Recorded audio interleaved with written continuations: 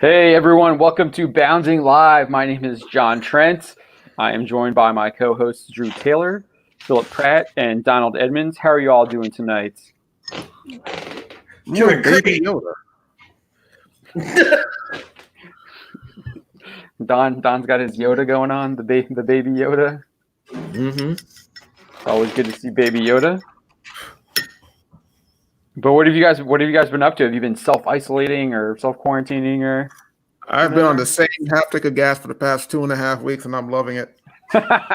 I'm pretty much in the same boat with you. I think I've only gone. We went to the vet earlier this week, and then had a doctor's appointment. And those are pretty much the only trips I've made. I don't even see anyone. He's not letting anybody in the office on my side.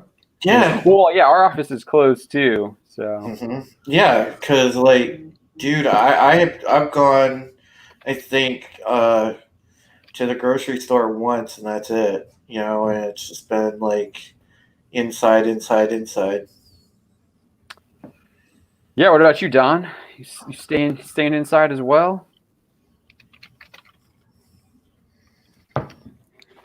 Nice. Don, your mic's not working. Right, we cannot hear you, Don. Can't hear you, Don. No.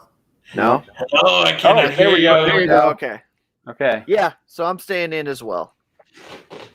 Yeah, so we're all staying in. Oh, it's so great. Have you guys been playing any video games, or what have you been doing when you've been in? Still working? I've been replaying some Fire Emblem Three Houses on my Switch.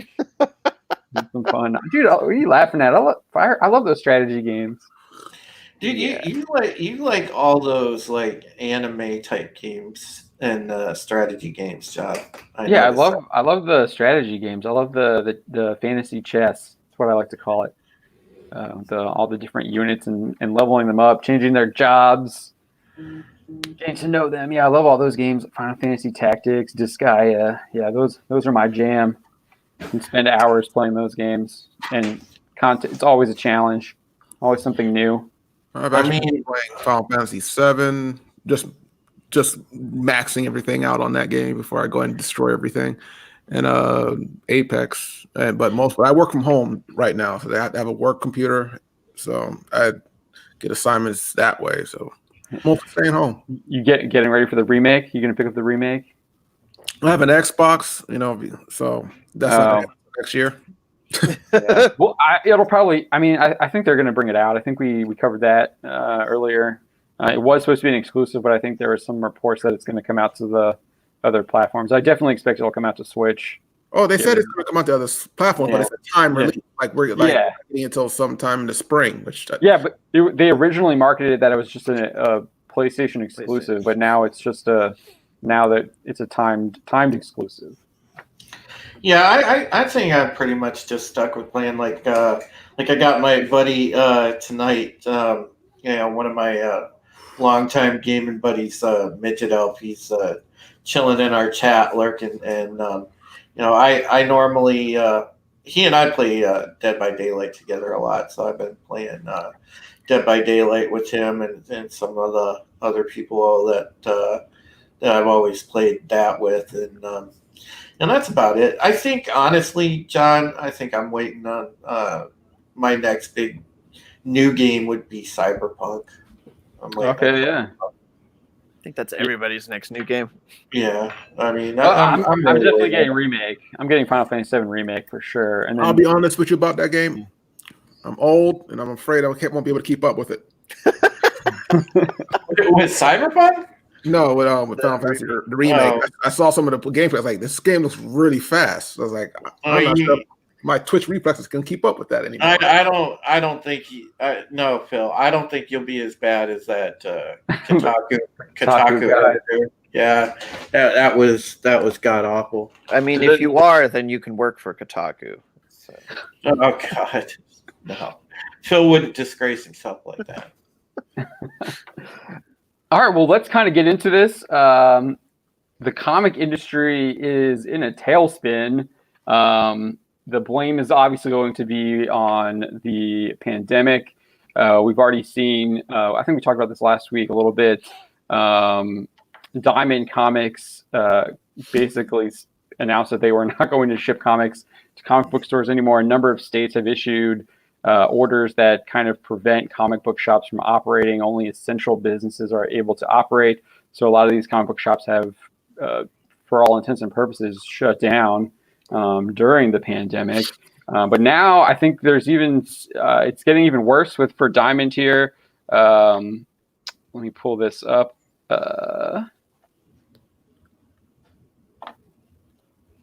They are. Oh gosh. Hold on. I think it's this one. Yep, that's it.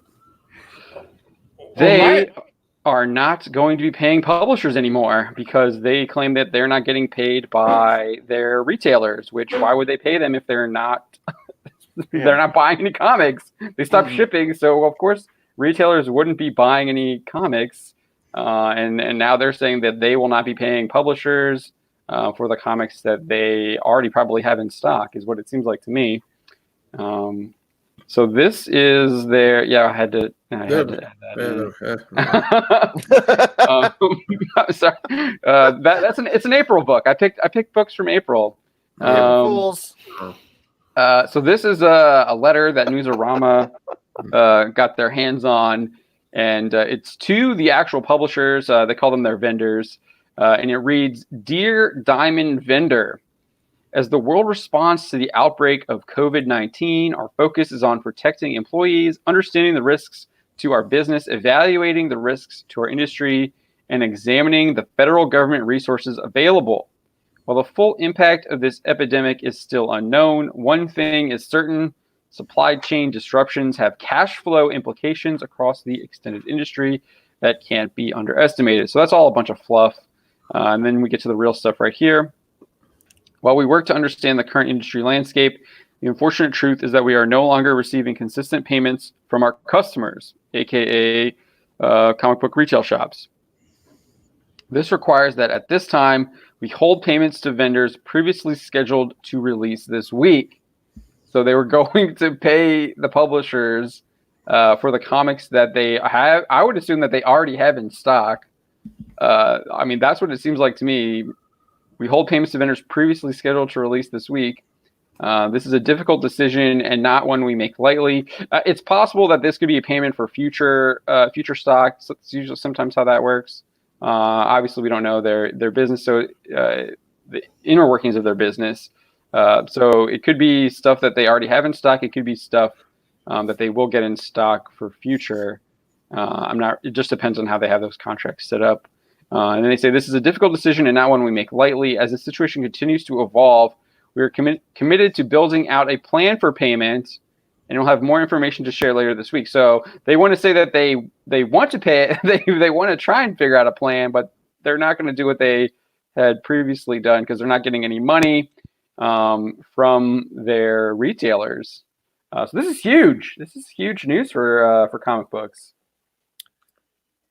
What do you guys make of this? Yeah, I don't completely understand the structure of the comic book industry from this vantage point, because it's like, okay, so we pay the retailers for the comic books. They get their comic books by bulk from Diamond. Diamond gets paid from the comic book retailers. So Diamond pays the publishers Yes. for the product? Yeah, Diamond buys the comics from the publishers at a discount. So in bulk, and then they ship them to the retailers who pay for them at a discount as well. So how far out are they in their, in the amount of comic books they have? Are they like a month ahead? Do they have April's stuff in their warehouse already? Just they can't. I would assume I would assume that they have stuff for this week already there in their warehouse.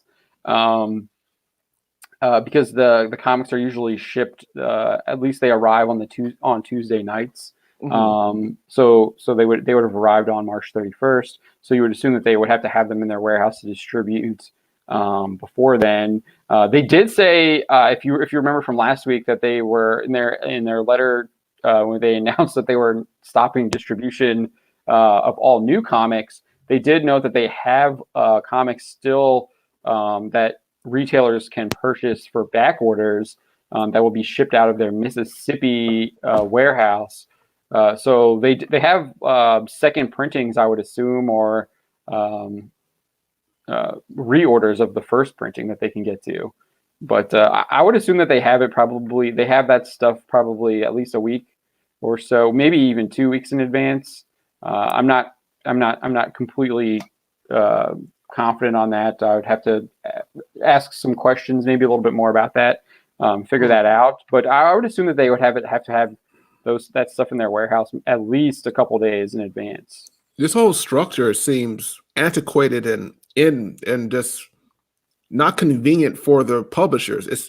The publishers seem to have made themselves like musical artists, where they'll sell a CD for $12, but at the end of the day, they only get about 40 cents off the sale, because the publisher has to. I'm guessing the Diamond just does distribution, so that's not the people. They're not the people they pay to get the stuff printed. So they've already lost money before they send it to Diamond to get sold to the retailer. So they're already giving up a percentage to Diamond. Right. Yeah. So Diamond buys the comics from. I don't know. I assume that they buy the comics from the publishers.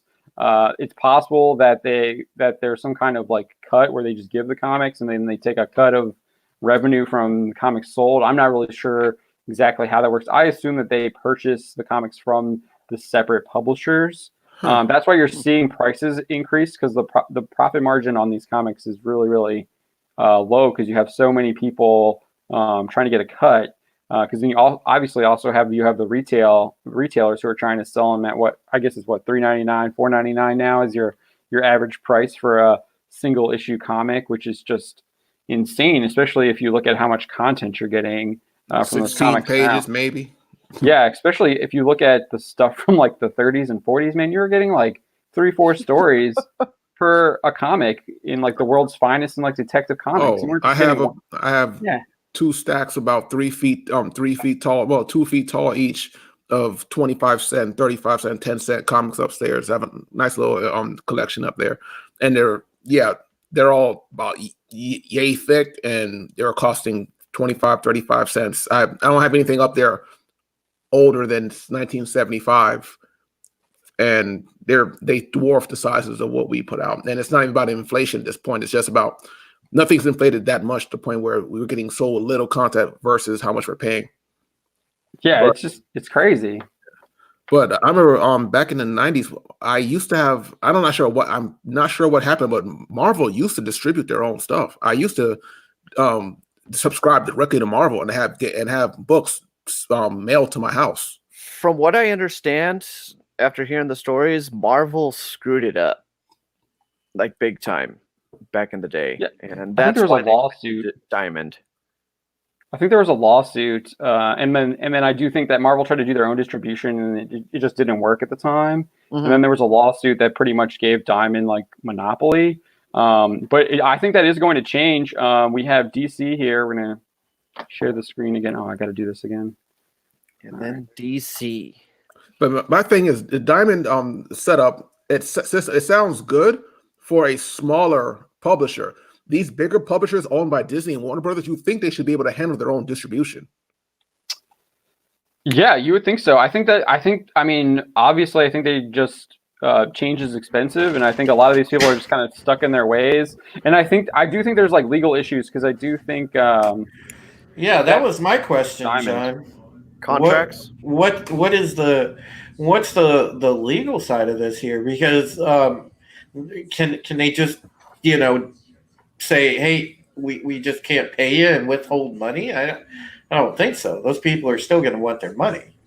Yeah, I think that's something else too. We'll see. We know that Disney seems to be cash strapped as it is now. Bob Iger announcing that he's going to forsake his salary. We're seeing all of their theme parks are closed. They're not getting any revenue. I think I saw something where they were trying to raise cash on hand, just recently, in order to be able to keep paying their employees that aren't working in their theme parks, and all the employees that are working on all their productions that have shut down. Falcon and the Winter Soldier, Loki, all those Disney Plus shows, not to mention all the films that they have in progress, and that's including like their animated films, like across the board. Like Disney's basically shut down everything, and so yeah, they're definitely cash strapped. We'll get into that a little bit when we talk about the Black Widow rumors later. But yeah, so I'm not really sure how that works. I would assume that we'll see some responses to this.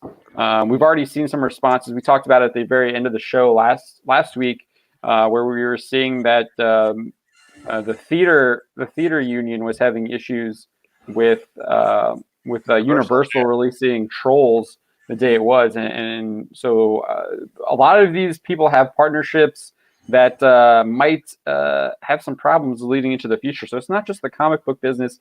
It is the movie business as well. But as far as the not paying, I would think that they are obligated. They were probably obligated to pay those contracts, depending on how the contract is written. I know that when people don't pay, you usually seek recourse in some manner or other. Yeah, I mean, even with legal action, though, like the courts are all going to be backlogged and oh wow, I forgot about that. You're right. You know, because there's nothing being litigated right now. So I mean, there's a freeze on that too. So what are we going to have here? I mean, it's just crazy. Really quickly before we go on, guys, I just wanted to say, what's up in the chat to Adega Outlaw. I just tweeted out the stream, guys. So those of you in the chat, those of you guys on the panel, if you could retweet that, get the word out, guys, and let's pull some folks in here. Yeah, I dropped the ball on that. I got you. I've been really busy today. I was working on our next kind of character of the day, doing some research on Jim Gordon. Got a little bit distracted, but yeah, I got that script already, so I just got to record and then obviously do all the production afterwards. So look forward to that tomorrow. Awesome. But so this is DC Comics' plan right here, and this is an email that they sent to retailers. And it read to direct market retailers. First, the entire team here at DC. This is so weird. If anyone has done anything in email, usually these are like personally addressed. Even if you get emails from from marketers or whatever, it usually will say like John or Phil or Drew. This is just really weird that it's to direct market retailers. So that's just kind of weird to me from a marketing standpoint. It's not very personable at all. It's just like, hey, we don't have the time to personalize this, so but we are keeping your money. Thank you. Oh well, no, this is different. This is different. This is DC to retailers trying to tell them that they're figuring out a solution. This isn't Diamond to. Well, if we wanted to go, we can go back there. They do the same thing. Dear Diamond Bender, very unpersonalized. I mean, there's only 2,000 vendors left in the United States. I mean, dear nameless, faceless Bender. Yeah. We hate to tell you, your money is staying with us. So it says, first, the entire team here at DC hopes that you, your family, and your employees are staying safe and healthy during this very tough and precarious time. We know that you have been waiting for DC to comment on the state of affairs and to address any measures we will take to help our community lighten the burden of the disruption to our business, and we've been working hard on a long-term, solution-focused plan. Here is how we will help. Periodicals and books with in-store dates between March 18 and June 24 will be fully returnable. We'll even provide credit for your separate return shipping of these items only. So I think that's pretty good news. They're allowing them to be returned. Yeah, that's pretty fair. They're doing something like Alterna did. Yeah, and it sounds like they're going to be returning them directly to DC and not to Diamond, potentially, because if Diamond's not shipping stuff, you would assume that they probably wouldn't have anyone handling deliveries. But the thing with that is, DC's owned by Warner. Warner owns Time. They already have a distribution system. Oh well, it's AT&T as well. So yeah. They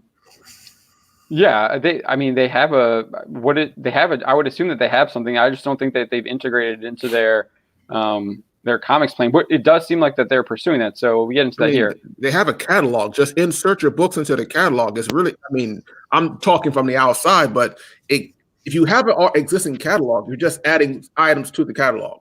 I would say for sure. I know they tried it before with the New 52 cutting everything down, but they should cut it down to half of that. To be honest, even they should have no more than maybe 20 books out right now. If not. Yeah. I think the issue is the warehousing and the shipping, and that's where Diamond comes in, and does a lot of this stuff with the comics. But so this is what DC is trying to do, though. Additionally, because we anticipate that continued disruption to business operations will create regional volatility, DC is exploring a multi-distributor model to provide us with the flexibility needed during this crisis to get new content to our readers on an ongoing basis.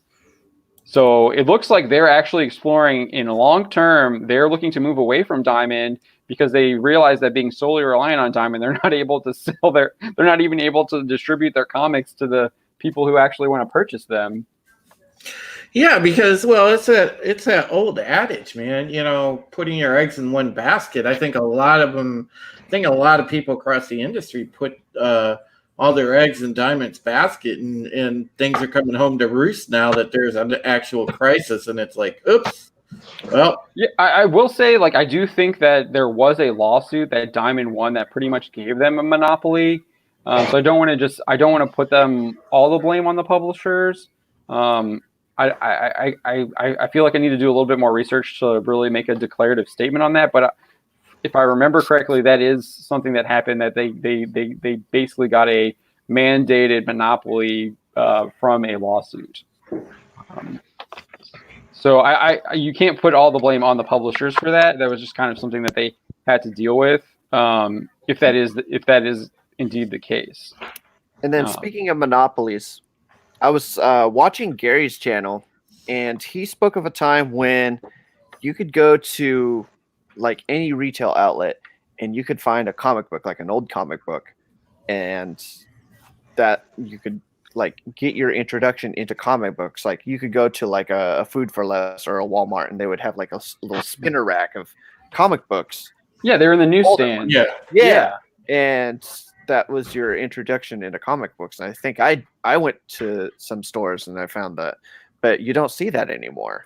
Yeah, you can get them at your like dime store or like CVS or whatever. I mean, I do see some of the stuff in grocery stores.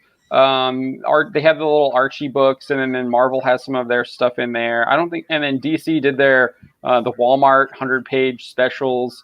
I know that Allegiance is doing the Walmart deal where they're going to have like a rack, and it's going to have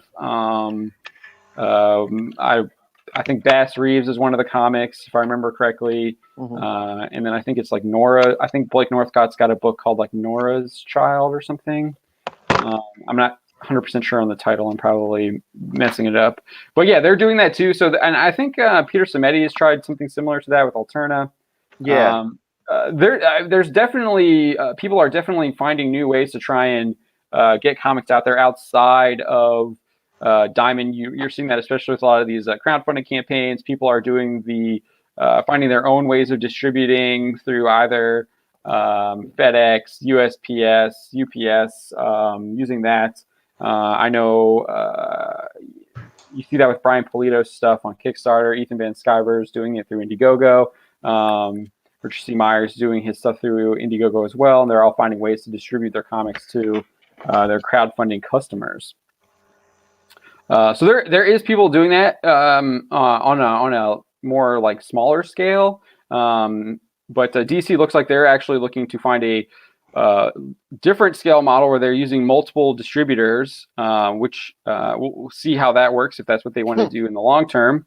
If the comic industry actually survives, it survives in the short term. But this is what they said they're doing in the short term. We continue to engage in active conversations with Diamond to help us solve the distribution issues that have arisen and hope to get new product to stores that want or need it as soon as possible. I'm not really sure how communicating with Diamond is going to solve the problems when they're the ones who shut the distribution down. They're the ones who seem to have created the problem by shutting it down. So I'm not really sure that talking with them is going to solve the problem that they created. My thing with this situation is you can't really get mad at Diamond if these huge companies can't figure this themselves out and they put themselves under this gun to the point where they gave one company the entire control of their industry. That's on them. Yeah. I do want to put I get what you're saying, but I do think that there was this lawsuit that pretty much mandated that they got the monopoly. So I don't want to just put it. I do want to I do think that there's that lawsuit out there. I think that had something go along the lines of they had an exclusive contract, and again they signed the contract and they violated the contract, and then when they did that, Diamond was able to go through and say they didn't fulfill their part of the contract, and thus they were able to get control over everything. There's a beginning. Everyone where it's different. Everything has a beginning, and I think this was called bad during the 90s. So yeah, I totally agree. I do think that the single distribution model has been horrible. I know retailers have always been consistently been expressing their frustration with the single distribution method. I don't know about you, but I feel like any local comic shop you go into, they always are grumbling about Diamond with comics being damaged. Dealing with them is poor customer service. They're always getting a new client rep, almost. They don't stay on. Again, Gary's channel, he was talking about how Diamond would screw him over with a bunch of products that he had ordered months before, and then all of a sudden they show up, and then he has to fit the bill for some odd number that he hadn't really. He had set aside that amount for that month, not for 3 or 4 months down the line. Right, and I always felt like at my local shop they were always shorting comics. Every month there was comics that people had requested on the list. You assume that your shop put in the right order, they got the spreadsheet out, and there's short people who had actually been subscribing to that comic, so they didn't even have any to put out on the shelf because they didn't even have enough for the people who were subscribing to that comic. So yeah, Diamond has always had its problems. What I find interesting is Spencer can maybe talk to this a little bit. Welcome, Spencer. Thanks for joining us. So manga distribution, obviously they do some through Diamond. We see Viz distributing a little bit through Diamond. I'm not really sure if Yen Press does or not. But they have a different method. Obviously, they release their stuff usually in volumes, collected volumes instead of single issues, like we're seeing with comics. What do you see and I feel like they're finding success not only in Japan but here in the States and across the world as well with their distribution model? Yeah, I definitely think that manga is overtaking traditional comics very rapidly, and I think one of the bigger selling points about that is not necessarily the distribution model, but the content itself. With Western comics, you have years of continuity with multiple writers coming in, multiple artists, multiple teams contradicting each other. Spider-Man has 9 different origins. Batman has God knows how many Robins nowadays. It just gets too messy for your average reader. But with manga, you can go, hey, where do I start with Demon Slayer or Naruto? And you can go, here's issue 1. It's the same author the entire way through. You're getting the same product. So I think... even with Dragon Ball that's been around since the 80s. Yeah, exactly. And there's even Dragon Ball... it's not even being done by Toriyama anymore, right? He's got it's being done by his understudy, who basically just did a bunch of fan art for the longest time and just was able to emulate his style well enough that they said, hey, go for it. Yeah, he's still writing the stories though, right? We won't talk about GT though. No, we will not talk about GT. Why'd you bring it up? I think another the bigger issue with the distribution model of Diamond is kind of I didn't know what you just said, where people are pre-ordering books and not getting them. That to me shows that they're not shipping enough of the issues people want. But you always hear stories of, hey, I've got 90 copies of American Chavez #1 left over that you guys shipped me, that I don't want and I can't move. So it's just sitting here, and now I'm losing money because I can't sell it. You're losing money because I have to send it back to you, and this isn't what I want. Send me more Batman. Send me more Amazing Spider-Man. Right. Yeah. Well, I know with America Chavez, and I know sometimes they'll offer like these discounts where the stores pay like almost nothing for those comics, but they still can't move them, and that's the problem. And then they end up with overstock, and that just creates even more problems. But like I think you said, I think this is a perfect transition to go into what we're going to talk about next is the content of Western comics versus manga. So DC decided to up their game and try and one up Marvel Comics' New Warriors and Chavez, and they introduced this they introduced Gotham High, which they did do like they had this. I actually read it was called like Mystic U, and it was focused on Zatanna, and I thought it had like that. It was kind of going with that manga vibe. Where you have like My Hero Academia and like you have a lot of these high school stories where the high school characters and everything like that in the high school, and they go on adventures, or like even Harry Potter type stuff. And they did that, but now this is just I don't understand how you can do something like this. And I was getting criticized. A couple people were criticizing me for the headline on this article. Let me see if I can pull it up here. My search function is not working, probably because I called it something different. Don totally busted me crushing Doritos, man. Oh, I heard you. It was pretty loud. I wasn't gonna say anything, but he totally called it out. He's like, "Drew's eating chips." Oh man, that's great, man. Spencer, good lord, you look so young. Thanks to my Asian genes. Same. Yeah, I know, bro. Look, it helps. It really does. We got that thing going on. Exactly. We're ahead of the curve.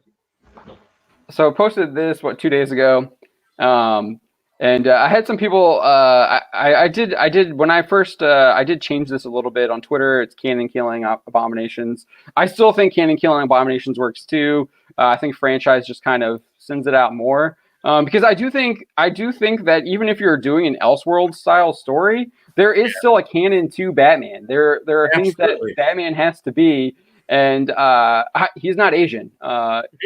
He's Batman not. Bruce Wayne is not an Asian. I'm sorry. He'd have more money if he was. Yeah, well, yeah, he would. Here's my first reaction, John, and I 100% stand behind you on the headline because you were absolutely right with the first headline. Because it is circling the drain, and this is garbage. It's arguably franchise killing, and you're 100% correct. But I can tell you, I mean, as a Filipino person, I don't need for people to get all like crazy offended for me, or people to say, "Oh, hey, look, we're going to make other characters Asian because you need this." It's like, no, I don't need this. Snake Eyes. Yeah, exactly. Thank you, Phil.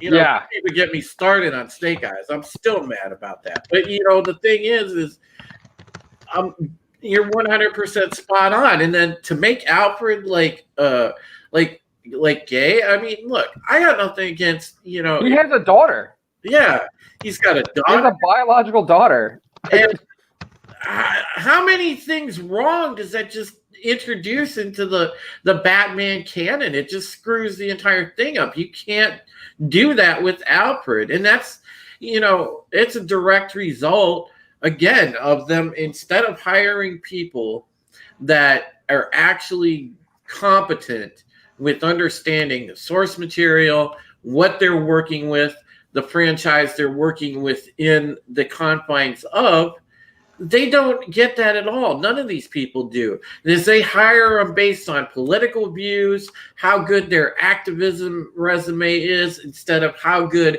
their comic book resume is. And that is where the problem is. You can't hire activists over creative people. My question: What's the demo for this book? The people it's supposed to be a young adult. Yeah, young I adult. assume it's Right. If I was going to, Right, if there was a demo out there that I think this would appeal to, I would say it's the Raylos. I think that's what they're going for. John just went savage. He's like, I think it's for the Raylo. I think I mean, more they're putting like it really is a canon killing book. They're introducing a love triangle between Bruce Wayne. They're calling the Joker Jack Napier from the '89 film, and then obviously White Knight with Sean Gordon Murphy, and then Catwoman, and it's just like what? No, It sounds like an supernatural MTV drama. Right, exactly. Well, what did they say it was mixed with, John? Gossip Girl and what else was it? So she says here, let's get to it here. Batman meets Gossip Girl. Batman meets Gossip Girl. Yeah, that's how EW describes it. And the reason why they say that is because this author, Melissa De La Cruz, literally describes Bruce Wayne as this character from that show. Where I don't know what his name is because I didn't really watch Gossip Girl. Where is it here?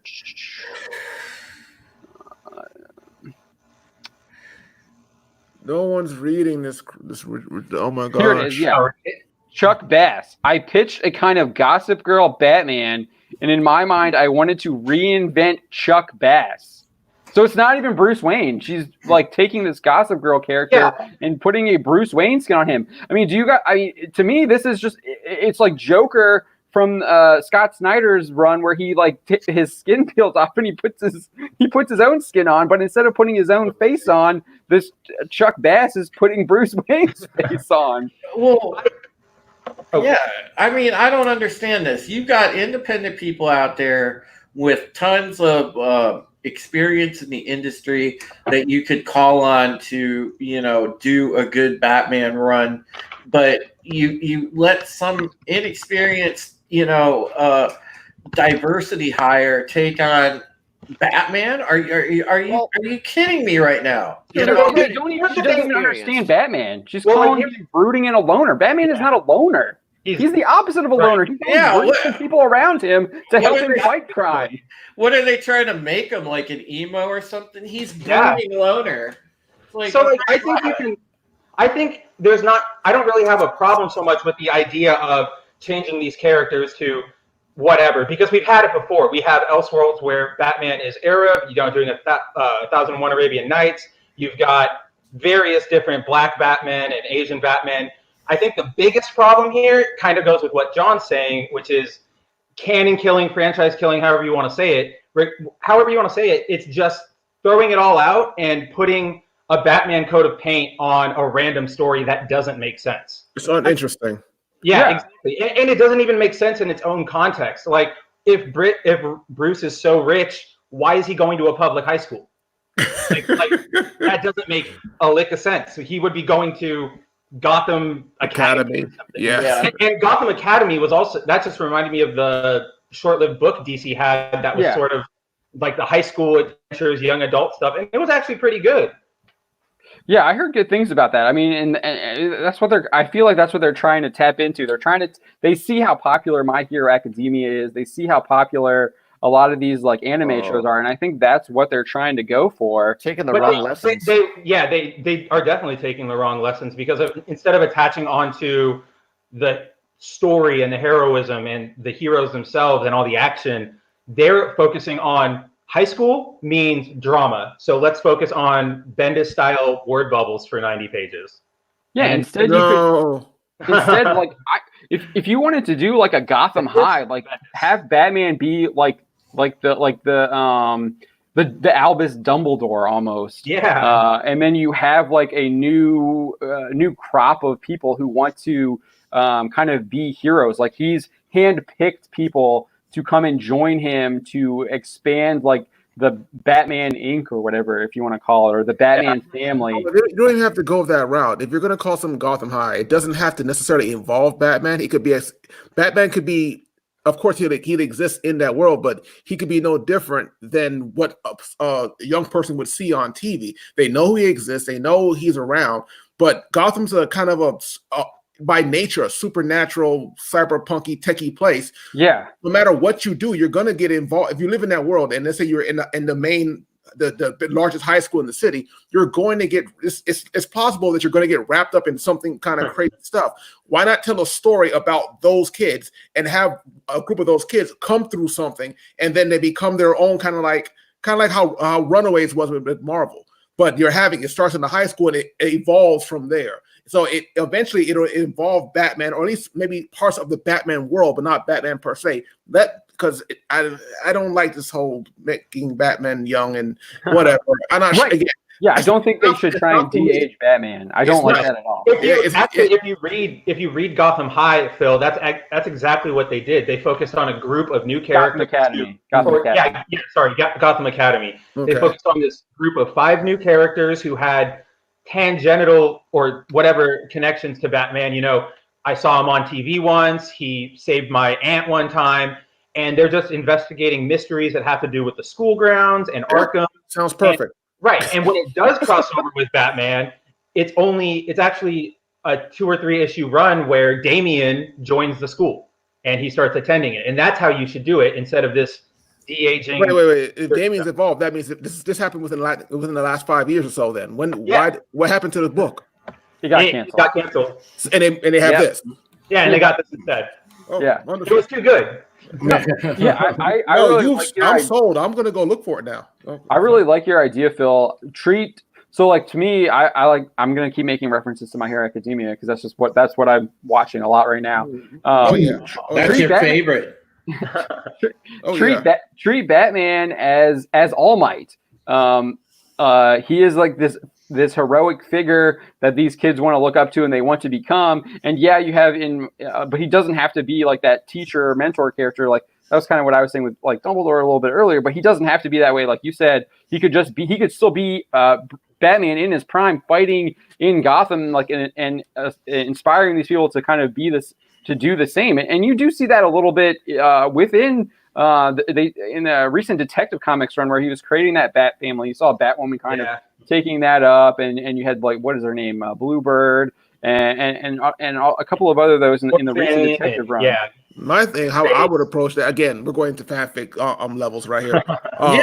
I would put the characters through a lot of development. First of all, they're going to get in over their heads. Someone's got to die because they're getting into something to be in, and that's how they get wrapped up in anything Batman related because they're putting themselves in that world where they're not supposed to be. But what the hell do I know? Again, this book it's not for me, but I have to ask, who are they trying to sell? Who is it for? Yeah. It does not exist. It's reading comic books. I'm not sure what they're doing. If they want to do like some cool, like connection to Batman, like you guys were saying, do a different group of kids. I mean, they want to have a direct Batman character in it. Make like Selena the principal or something. No. I'd keep it as grounded as possible. That stuff happens. They're not related. They're not connected to it, but they're pushing to get into that because they're kids and they're stupid. And I would say that's how they get involved and I would you got to give this a couple years to breathe, but you can't do that with comics today. You're going to give it a couple of issues. It's not going to sell well. They're going to cut it off before it has a chance to grow. So with this is I believe this is a graphic novel, so it's a complete story, and this is part of their DC Ink label. So it's not it's not their same like single issue floppy. This is kind of more of a prestige young adult format that they're trying to break into. And as far as the target audience, Palin Yuki had a great comment. He says, to me, it's less for My Hero Academia fans and more for K-pop and Raylo fans able to surf on the success of romance mangas. Yeah, I think Palanuki, I think, nailed it. Yeah, absolutely.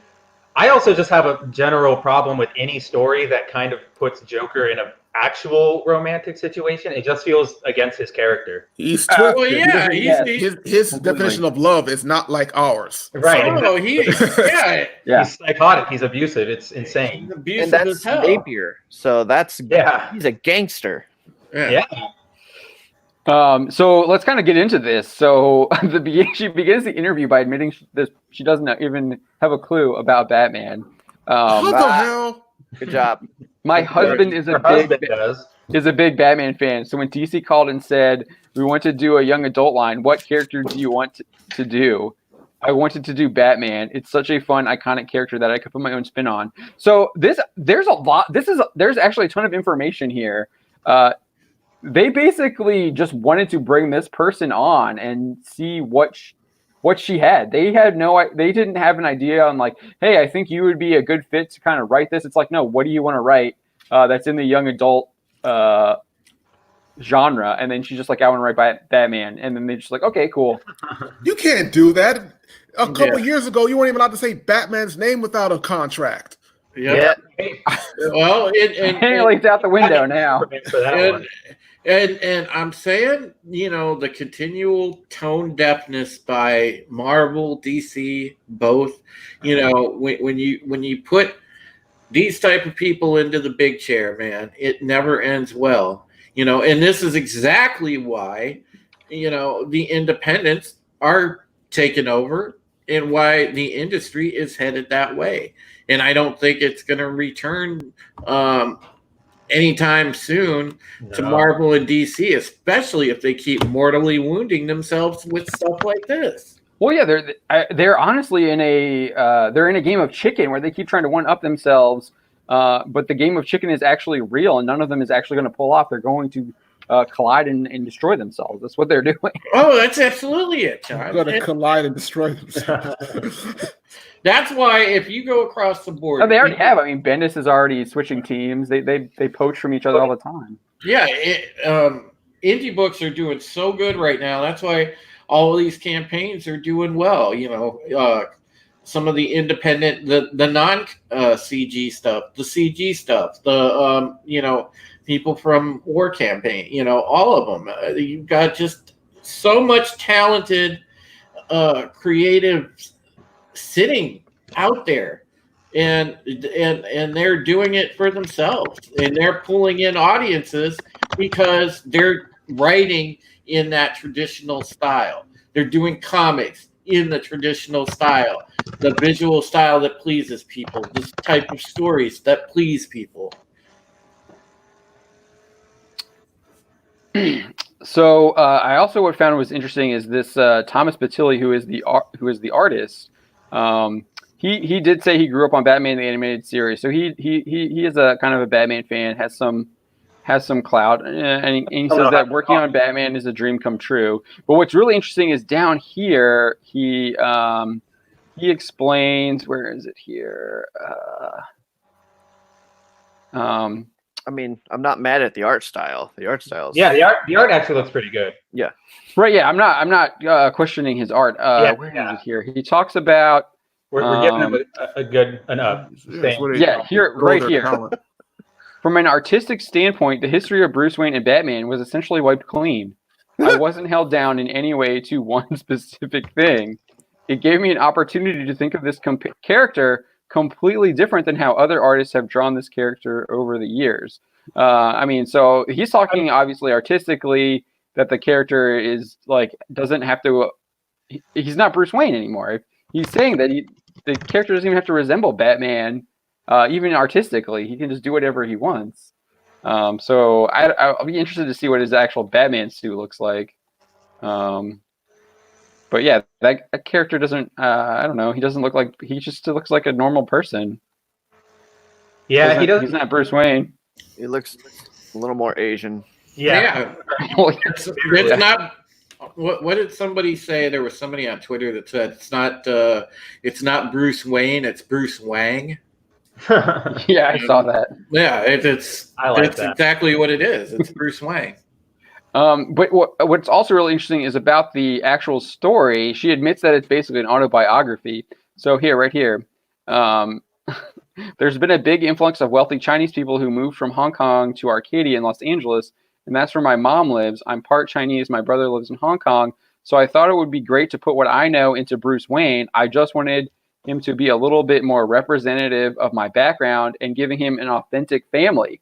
She's You know what would be I cool? want to write about my own family. She should have just used the Chinese Justice League. They have that ready for them.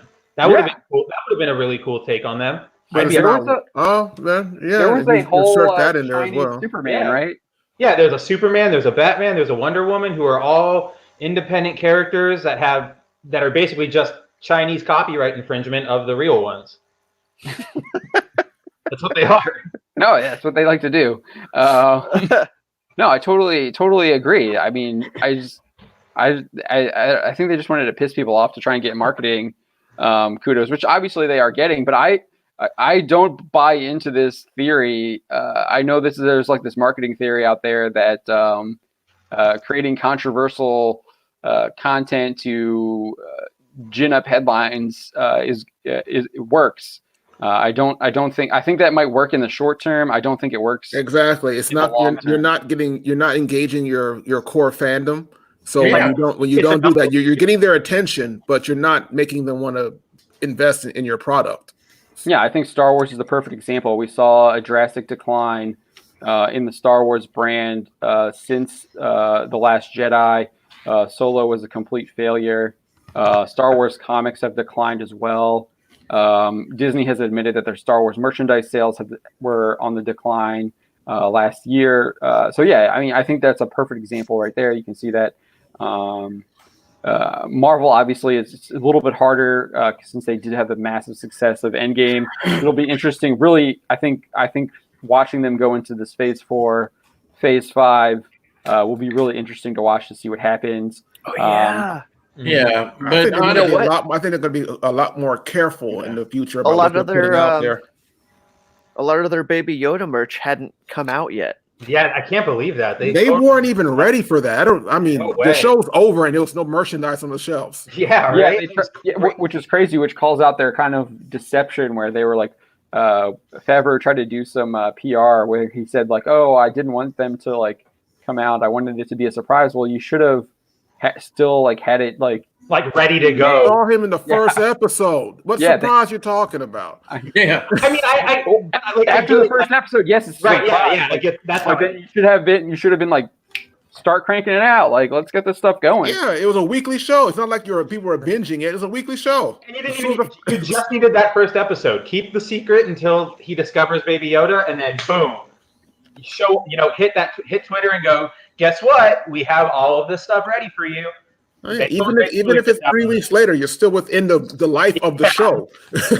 I will say that people on Etsy and like really crafty people are probably enjoying the fact that cease and desist letters for everyone. Probably enjoying the fact that they haven't had to compete with the actual licensees. All right, so this is also something that they're changing. The Wayne inheritance is all from Masha Dean, who changes her name to Martha Wayne. None of it comes from Thomas. It's all from Martha's family. Of course it is. Typical. This is kind of the identity politics type stuff. The Wayne family. Who knows if they're even philanthropists anymore?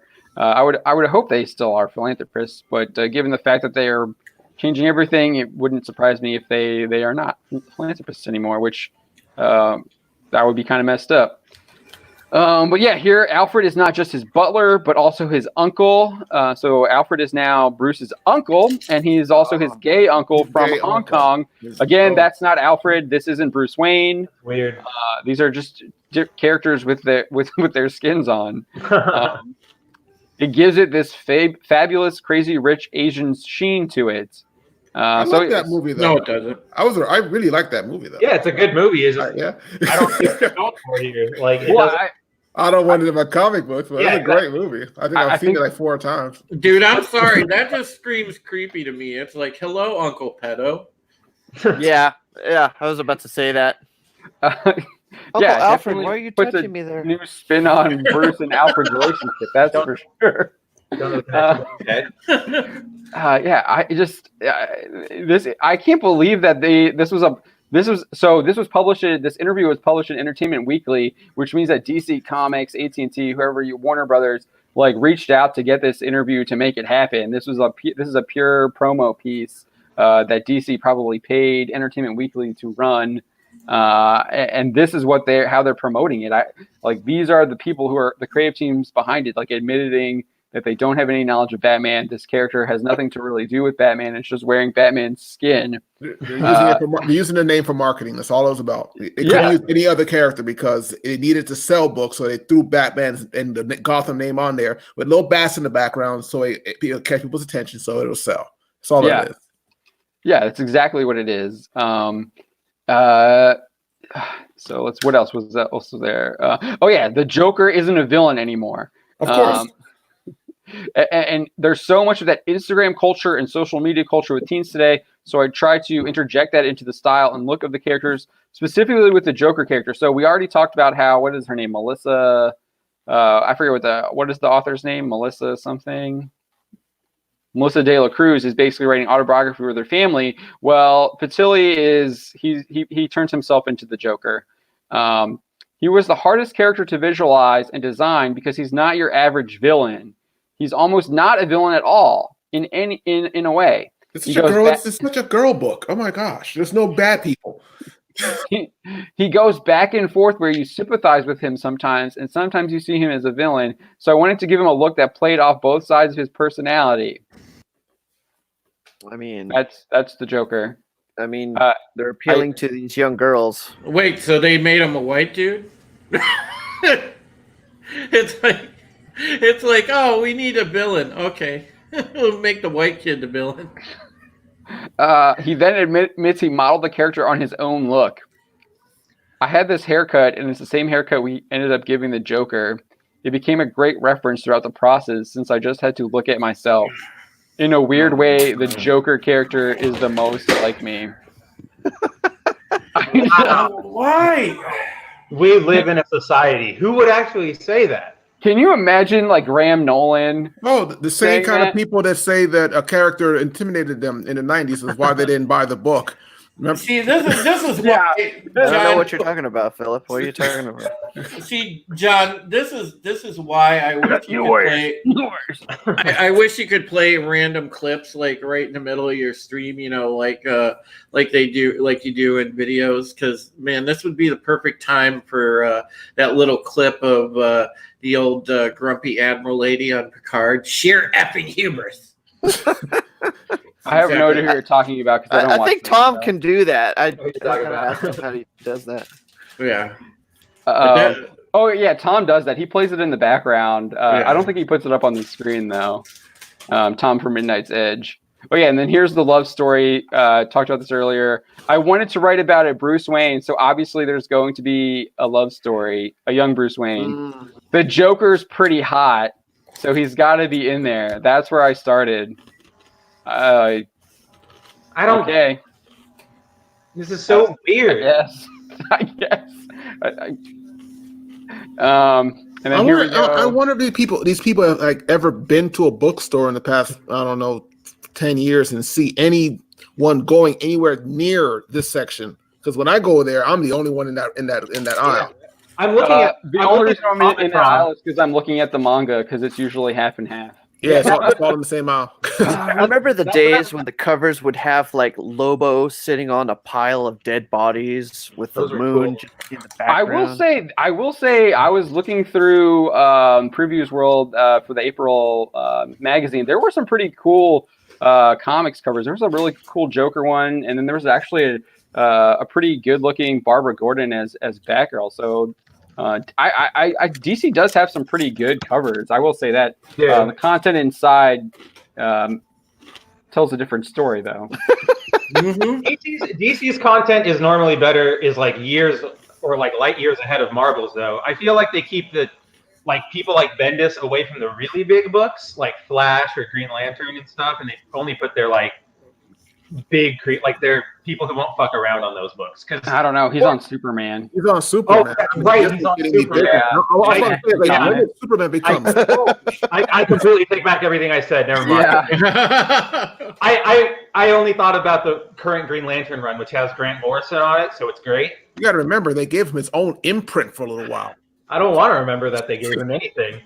Yeah, is that still going on? They canceled it. Boy, it got canceled before they even got to 5 issues. I think they canceled that entire imprint. Yeah, because it was trash. Yeah. So this is what she says. In fact, there's an apparent love triangle between Catwoman, Joker, and Batman. So this is what Melissa says. I always remember this quote from Truman Capote's In Cold Blood, where he's talking about the killers, and he says something like, "We came from the same place, but I walked out the front door, and he walked out the back door." There's this feeling that they're the same person, just with different circumstances. I wanted to put that in the Batman-Joker dynamic. They're almost the same person, but Bruce has all this privilege, and Jack has nothing. That's not what the Batman-Joker dynamic is. She doesn't know anything about Batman, and she's obviously a clean slate, so... What does that do to who they become? Because it's all about privilege. It's all about privilege. I mean, depending on who wrote the story, in a lot of cases, the two characters create each other. You know, in some instances, you have the Joker, who is the one that robbed his parents and killed his parents, which is what created Batman. And Batman is the one that created the circumstances that led to Joker being who he is. But that's as close as it gets, and that's not even the main. That's not even the main continuity. So what is this? Is nonsense. Yeah, they're drastically different characters as far as like morality, their sense of justice. I mean, they almost have like nothing in common. They're both lunatics, but in different ways. Yeah. So just read the Killing Joke. We don't need a better explanation or a better exploration of that relationship. And then there's a girl in the middle, the hottest girl to ever walk the halls of high school. Oh my god! And what does she want? She wants to steal from them, obviously. I had a girl step from me in high school. She was really hot too. It came out of trying to figure out all their desires. What does Jack bring to Selina that's different from what Bruce brings to Selina? Well, obviously nothing if they're the same person. Ultimately, you don't know who she's going to pick. You root for both of them, and there's a surprise in the end. Oh my gosh! Look, this is what it's about. It's all about this relationship crap. Get out of here. And then she goes on to say that she wants to introduce Poison Ivy. Harvey. I think I might have misspelled that. You know where she's going with that. I think this is supposed to be Harley. I think not Harvey. Or is it Harvey Dent? It could be Harvey. I don't know. I have to look at the EW article. I don't remember. I think it was Harley though. But I said Harvey here again too, so I don't know. Good. I said Harvey twice. I don't think that's a surprise, Jorge. Yeah, all I could do is in our YouTube chat, John, I put the hand sanitizer emoji because this needs to be sanitized away. It's terrible. Oh, I saw this great great meme. It was like Goku, Gohan, and Goten, and they were like doing their Kamehameha, and then it's them washing their hands instead of the Kamehameha coming out. Yeah, it was great. I did want to point this out. This isn't Bruce Wayne. This is Jake Man. It's not Batman. It's Jake Man and Jake Wayne. That's a reference to Jake Skywalker. Mark Hamill famously called his character from The Last Jedi. But yeah, this is just complete. This doesn't appeal to I don't think this appeals to Batman fans at all. No, I don't think. I think Palanuki got it right. This is for dude. Listen, romance comics people, and I just don't think that. I don't think people are interested in reading this. I'll be surprised if it does well, but if it does, good for DC. If it doesn't, we're just proven right again. Well, it's like I said, brother. I don't even think Archie Comics people would read this. Yeah, that's what it seems like, a blown up Archie Comics. Yeah. If they shrink it and put it at the register, by the register, it might do okay. But those digests don't. But those aren't comic book fans. Just randoms. All right, so this is. So what's even worse is that if you're around in YouTube, I found this. Hold on. YouTube 2012 Dark Knight Batman parody. So I'm gonna play this. I think this would be way more interesting than Gotham High, and this is from 2012. I think she might have gotten her idea from this. But this is kind of funny. We'll just watch a little bit of it. I've only ever heard of Gotham. Goodbye, Metropolis. Hello, Insane Asylum. There wasn't much of a choice with high schools. It was either Elliott Collegiate Academy, the oldest, preppiest, and most stuck-up school ever. Really wish we did that. That was early 2000s. All of those titled rich weirdos like Bruce Wayne and Ozzy Cobblepot. Or Gotham High, the most dangerous public school in the state. In the end, my parents chose the latter. And transitioning hasn't exactly been easy. The school is nuts. Before I got here, the principal had to go on trial for beating a student. A public servant! I am not the bad guy. I will not be treated the same way as this lying Lauren! Two-time loser!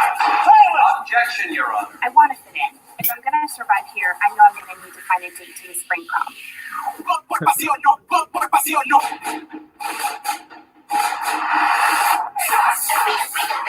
How dare they bring 10 things into this? There are so many available guys, so narrowing down the list is the first step. Some are immediately disqualified, like Faith, a jock with serious authority issues.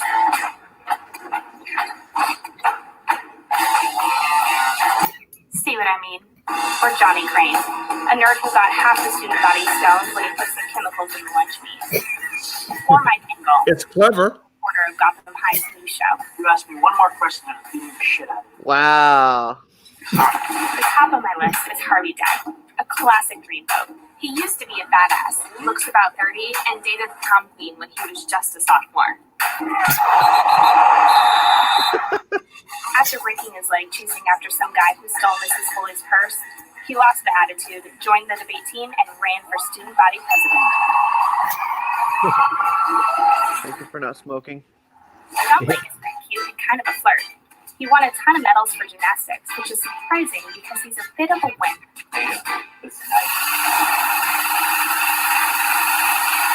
Okay. Later. That's Joe. What a hunk. I know Sensei is dangerous. Okay. He's a criminal. I heard he lit a state trooper on fire. He just did a year in San Quentin. I guess the good girl me is just kind of attracted to that.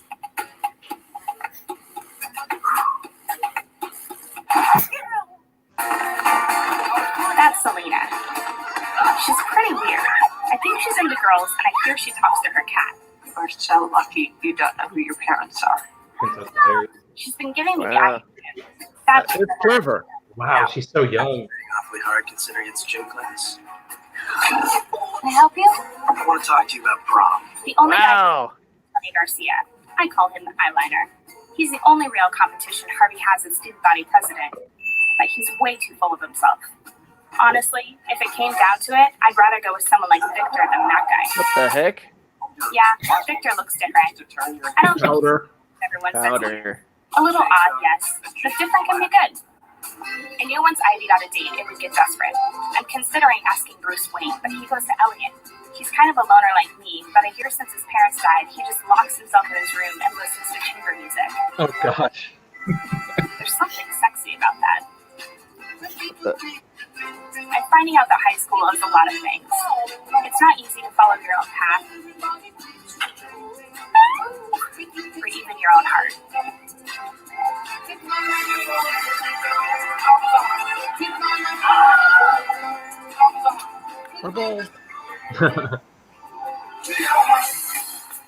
All right. Oh, All right. So yeah, this is I a like that. it was clever. It's like all the early 2000 movies. Love it. Yeah, it's a parody from 2012. I think that would be something that would be way more interesting than what we're getting in Gotham High. Those characters actually even Sounds felt more like intriguing. real characters. Yeah, so we got a parody video that's better than the actual comic, actual story that he's promoting. So 8 sad. years old. Yeah, 8 years old. yeah, it's just utter. It's just. I mean, it's just where we're at with the comic book industry now. All right, so we also want to talk about. Speaking of the comic book industry, they also are having issues with character designs. So even when we get some, and this isn't just specific to Western comics. It's happening in manga and anime as well. But we'll start with this one here. With our good friend America Chavez. There she is. She looks fine. So this is Carlos Gomez's final design, and it is apparently over-sexualized. Because he's wearing hot pants. Because I guess, yeah. So this is the cover. Always wearing hot pants, though. Yeah. This is the cover for that book. This is her design right there. Improvement. Looks fine, yeah. This is his final design here on Instagram. Looks fine. Looks completely fine. Looks like she's just about to hit the gym. But that's how she dresses. That's America Chavez. That's what normally how she is. The past 5-6 years, that's how she's been designed. And apparently this person here has some issues with it. I thought there was a. I don't know. I guess it's not in here. Oh, I know why. It's okay. Never mind. Got deleted. No, it's just not showing up on the desktop version. Makes sense. Anyway, so this person here is not happy with it. He does say that this art doesn't reflect the tone of the series, and I really hope we're not getting anything close to this on panel. It's just unexcusable. It's just hard to get over how sexualized this is. What is the fact that she's in these like short shorts? Is that why she's over sexualized? I think it's the fact that you can see definition. She's a human being. Yeah. She's not showing any cleavage. I think in the first tweet in that thread, let's talk about America Chavez says something like, I like that she's a little softer. Oh yeah, right there. Right there. Softer compared to the first draft, but I think I prefer the old jacket better, even if it's busier. It's a little more distinct compared to the more recent ones. So she's talking about the garb, her attire. She later on starts to gripe about her posing, the way she looks. Yeah, and then so this person was already said they feared him when he was announced as the artist. America herself looks good, and she looks as strong and thick as she should. She also looks like a piece of meat. That's according to you. Like you're the one saying that. She looks as strong and thick as she should, and then she goes on to say she looks like a. Oh no! Does she understand what the term "thick" means? I mean, if you're using you're using it in that context, you're sexualizing her. That's what thick is about. Thick is it's not about the way she. Thick is a term about her appearance and what parts of her are accentuated. So she did that. Yeah, she's the one who said that, and then she thinks that it's to appease gators. Why would this appease gators if that character is a character that no comics gator like? So here's the thing: she's saying gators. By gators, she means the actual people, comic buying public, people who want to actually spend money. You're trying to sell comic books. How dare you? How dare you? Hey, I mean, I bought that Savage Land Rogue cover. Oh yeah, that was a good cover. I bought the swimsuit issues. I mean, they can. I agree, Nana. They could do full frontal nudity with America Chavez, and nobody would care. I mean, it's just a bad character. It's just a bad character. I mean, if she doesn't have any dialogue, then I'll buy the. Yeah, I know. If they make her a deaf mute, I'd buy it. So then they took issue again, and they just said, and obviously you can hear the distaste in the tweet. I think it looks. Hey, I don't see it. I didn't see the problem. Actually, when I first saw her tweet, I didn't even read what she said. I thought she was cool with it, and I'm going down into the replies, and that's why I replied. I was like, it's like these people are upset that women wear yoga pants. They wear them to the supermarket all the time. I mean, it's not a big deal. And then I start reading her tweets. And I'm like, oh, she's griping on it herself. Yeah. It literally looks like all her clothes are painted on her. Hi, this is comic books. Welcome to comic books. Comic book character. Yeah. You're all drawn like that. Yeah. I hate how she's posed. Oh my God, it's a character sheet. Left, right, behind, above, action. Yeah, it's a layout. It's, Close up on the face. Lord. I mean, This nobody's is ever seen John Burns' She-Hulk. this is too much. Or just another person in general. She can be hella thick and not be sexualized like that. Guess we'll You're see. using that Okay, word again. That was Provide good. an example. Ugh, the way she is posed. What the F? And then, oh yeah, so here's, okay, it wasn't, it's here. So this is her original design when she appeared in Vengeance #1. Obviously, she has long pants, but she's showing a midriff. You can see cleavage, and then here you get to see her backside. This is her first appearance. Like this is her first literal appearance, the first panels of America Chavez. Yeah, In her first appearances, she wasn't even gay. That was retcon later on. Yep. Oh yeah, she was a being from a different dimension who's She's not even a Latina. She's not even from this world. right. Yeah, I mean, she's been stamped. yeah. Puerto Rican, and she's not. So yeah, Put a stamp right there, though. Nobody. Well, that one picture was rather disturbing. She didn't even have a butt crack. It's like, what? That's scary. Well, you can't see it; it's hidden. Weird shape too. Not appropriate That's for Marvel. Right above. Anyway, But yeah, so that's why I fixed her. You're complaining about her curve, so I took some of them away. Like, are you happy? Yeah. wait, did you do this? Yeah. Oh, yeah, I see what you. Okay, yeah, I get it now. Yeah. I didn't even realize that when I was editing it. No, yeah, that looks good. But then here's is this the first one? Is this the Gabby Rivera cover? Yeah, that's the Gabby run. Yeah. Yeah, so you can see her face is a lot different here. Muscular, More That's square. Karen Gillian, I think. Yeah, she's all like frumpy and everything, and she's got like this ridiculous 15 pack that nobody should have. What the hell? What? No, all superheroes have that. I've seen all superheroes have with, that. like, What are you 20 talking about? packs. I don't know, man. If I saw that on a chick, I'd be running. D'Angelo. Do it. I'd be running towards. Yeah. But yeah, this is just an ongoing trend. We have a bunch here. I made it easy. I can. This is easy. I put them in the articles here, really easy. Yeah. So I think this is you, Spencer. Yeah, this is from October 2019. So Nijiri Hato, obviously My Hero Academia. She is number 2, right? Number 2. Yeah. Number in 2 the school, I think. Yeah, she's a number 2 student at the UA Academy.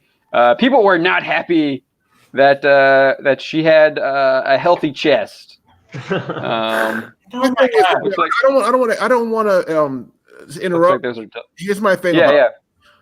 Is it we're objectifying when we draw or create characters based on how women do look? Because there are women. So if you have a larger than average chest, you're not allowed to be a superhero. Is that what they're saying? Yeah. No, because we've already had that. Opposed to what she had before, it's wrong because if you look like that, first of all, you can't look like that. I live in South Florida. I live in Miami. Maybe I'm a victim of my surroundings, but that's not all that exotic. No, we've already had that. Oh, it's not going to work. Look, hot pants in the 70s. Yeah. No, don't remember that. Yeah. There's Linda Carter. Those are shorter than hot pants. Boomers, yeah. Yeah. So that's Linda Carter. That's Wonder Woman from the 70s. That's a live action version. Let's see. I'm sure there's some others that I can think of. I mean, the live action right now is not that far off from that one either. Yeah, she's got a tunic, but that's about it. Yeah. Trying to think who else do we have? We have we have Scarlet Witch here. Where's I think it's from the first one. From Ultron, right? Where are you? Yeah, I'm not seeing it. Oh yeah, it's right here, but that's cut off. I'm not seeing, but when she was fighting in a skirt. yeah, she's fighting in the skirt. Well, here we go. They got her. This is from the TV series. She's got her like iconic suit on. You can see some cleavage there too. So I don't know. She's got her skirt on.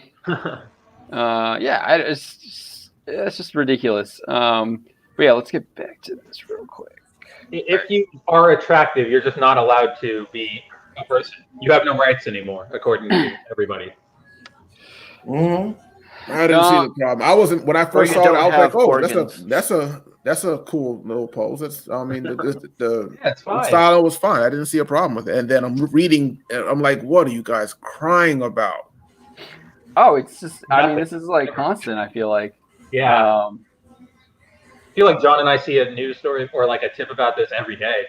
Yeah, I have there's a couple people that usually send me this stuff all the time because this is one of our bread and butters that we've been covering since we started doing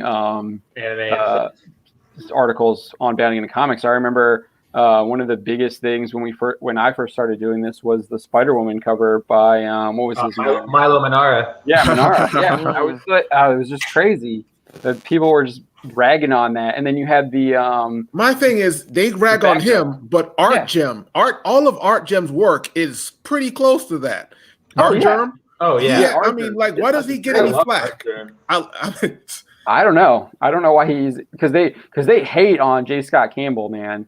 They cover him all the time, and they call him the nastiest things, accuse him of the nastiest stuff. He keeps going. I'm glad he keeps going. I'm glad he doesn't back down at all, and he just keeps putting it out. They've gone after Frank Cho, especially when he was doing the Milo Manara, did the Cammy cover for Street Fighter in the same pose. But yeah, no, this is it's a thing that's happening across franchises. You had one person here said they wanted to hunt Studio Bones down. And then posted an excerpt of the studio's Wikipedia page with their location highlighted. And that came like right after that the arson attack on Kyoto Animation Studio. Kyoto Ani. But yeah, and I guess what they're accusing Horikoshi or Studio Bones of being pedophilic because they made her chest bigger. Whatever. It's just utterly absurd. I mean, they could put her in a black censor bar and it wouldn't be enough for them. They'll find something to complain about. Yeah. Just like that person complaining about Chavez being as thick as she should be, but she's sexualized. Like, they just said she should be. Yeah. Yeah, I think so. What do we got here? You're never satisfied, though. Yeah, I mean, these people.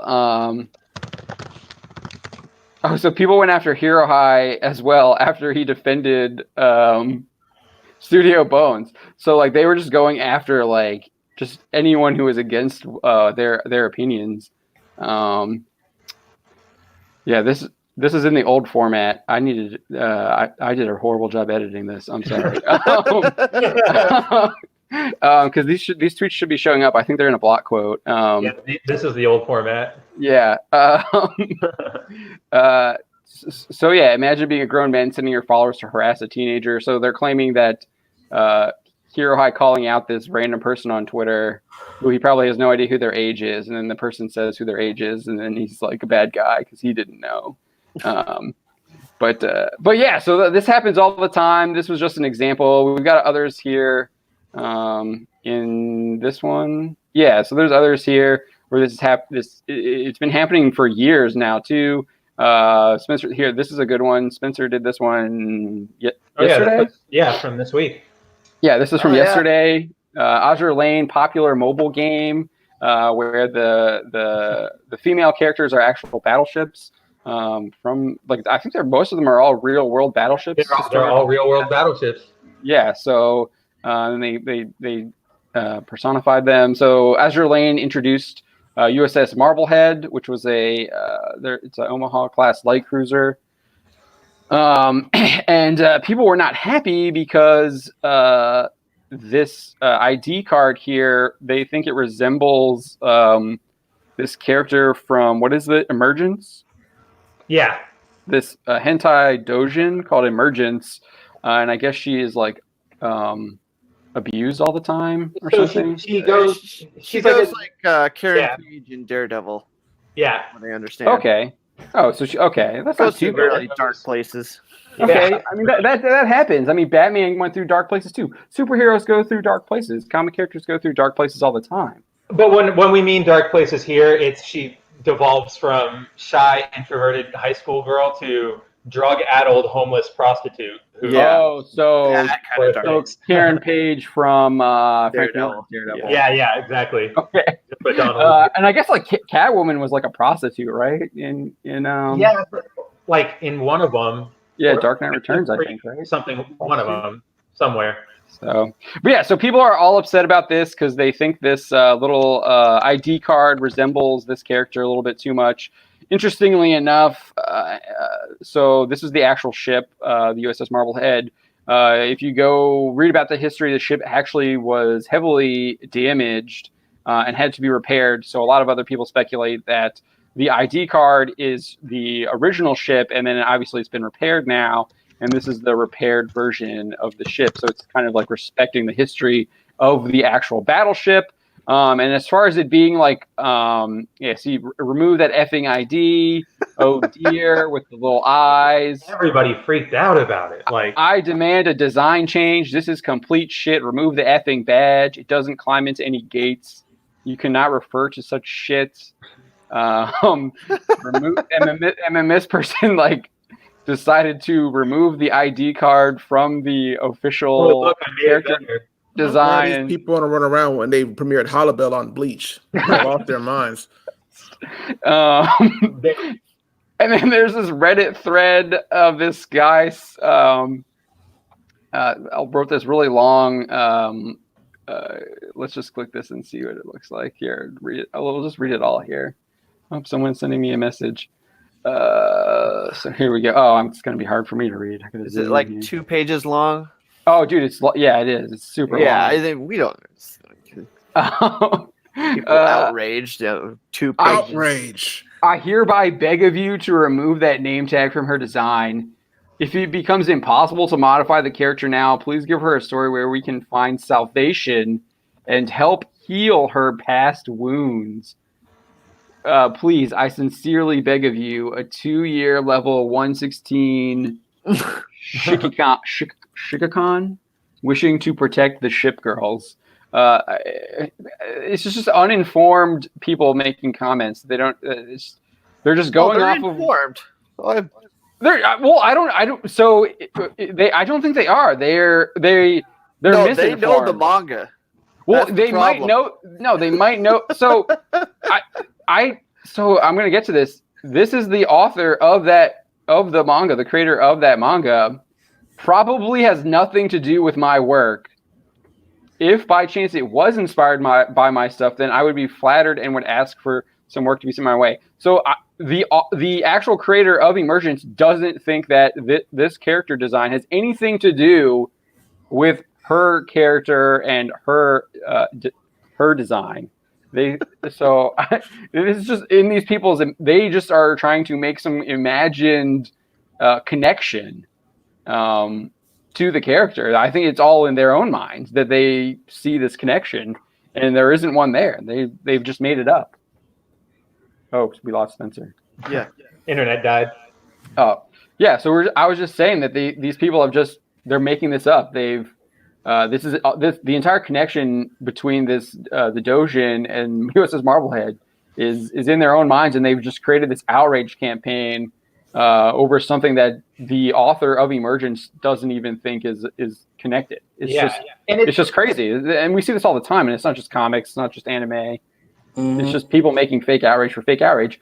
Like who gives a shit? Like a small tiny reference on her ID badge is going to corrupt children, or I don't know where you're coming from. Like, it makes no sense. Yeah. Yeah, even if it was a reference to the Dojin, I had no idea about it until these people were throwing a fit about it. Exactly, they're bringing attention to it. Yeah, so they're the one. Yeah, they're bringing it. Yeah, like you said, they're bringing attention to it. But yeah, I think this is a good point to transition. And I think it's outrage for outrage's sake. And speaking of outrage, we've got the outrage queen of Twitter is this lady, Dana Schwartz. She has blocked us from Twitter.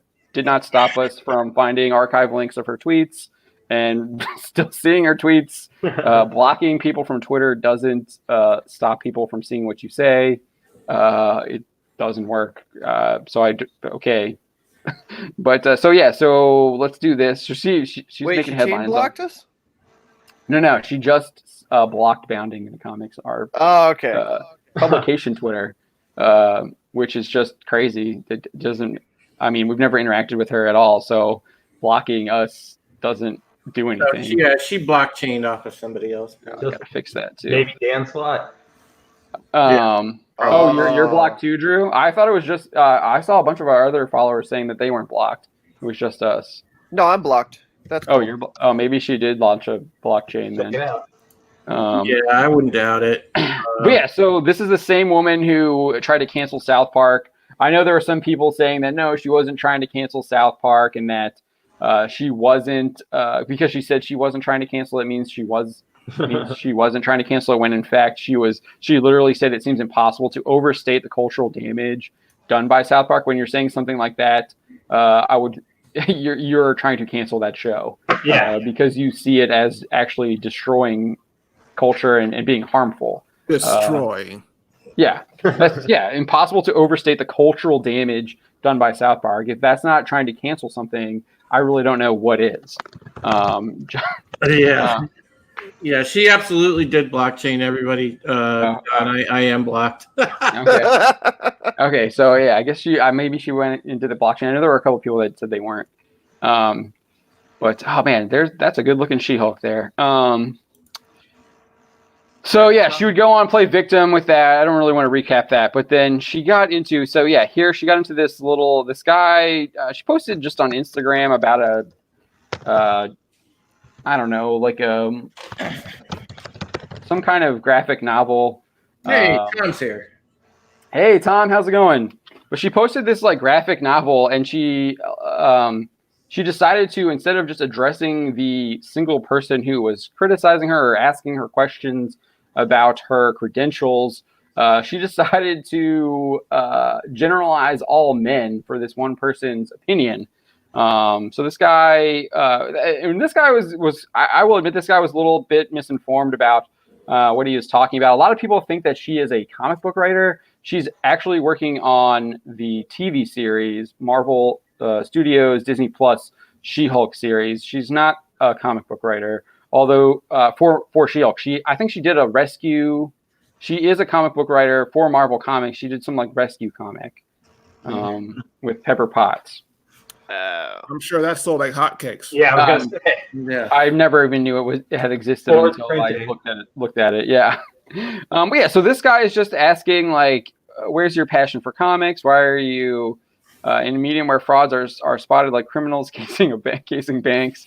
How do you truly believe you'll write something interesting? I would say good luck, but that would imply you give a shit beyond your own upward mobility. So how about don't F up an iconic character created by a company that has grown the IP for nearly 50 years. So if you think this guy's like being a little bit aggressive, I think that he's justified here. And that's why in this article, I did include her part about canceling South Park. There is context there. I mean, she's already trying to cancel South Park. It's not unheard of that she would want to, if she views South Park is culturally damaged, if she sees something in She-Hulk's history that she doesn't like, this is the kind of person that I would think would want to change that, would want to manipulate it, make it so it doesn't forms into her kind of worldview type thing, putting her opinions into the comic instead of just trying to tell a good story. That's kind of what her Twitter feed, her Instagram has kind of shown. So that is why this guy is a little upset, and I think he's justified.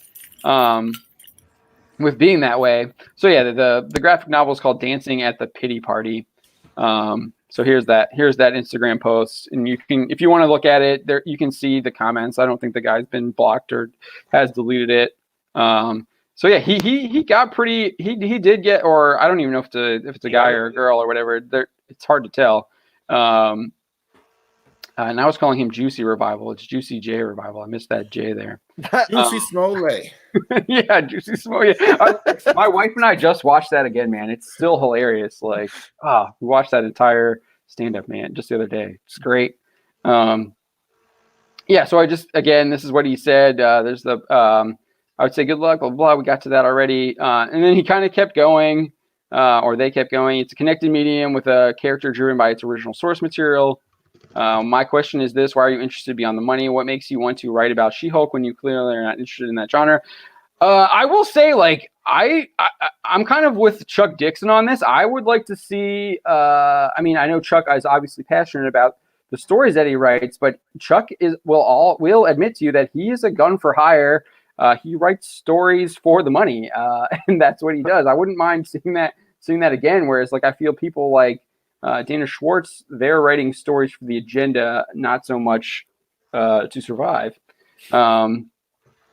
make a living. And so someone in the described his as pointless seething. You can't really see that.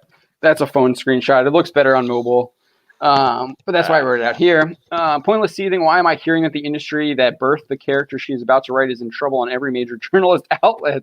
After the train wreck that was Birds of Prey, I would prefer not having another writer enter the arena and produce a pile of garbage. Even her most ardent simps and sycophants. That's your cue, Tim. That's, I guess, who he was talking to before. But yeah, so this guy, like, the point of my seething protest is I can smell the disingenuous agenda-driven persona, and I would like the writer to the stunning and brave Gus to tell me why she's motivated to write about a comic character. Sure hope that answer isn't only about cash and feminist agenda, because that would be selfish, wouldn't it? And then Schwartz is like, oh no, he doubled down. So she's just trying to mock this guy for not even addressing his points. Yeah, not even addressing his points.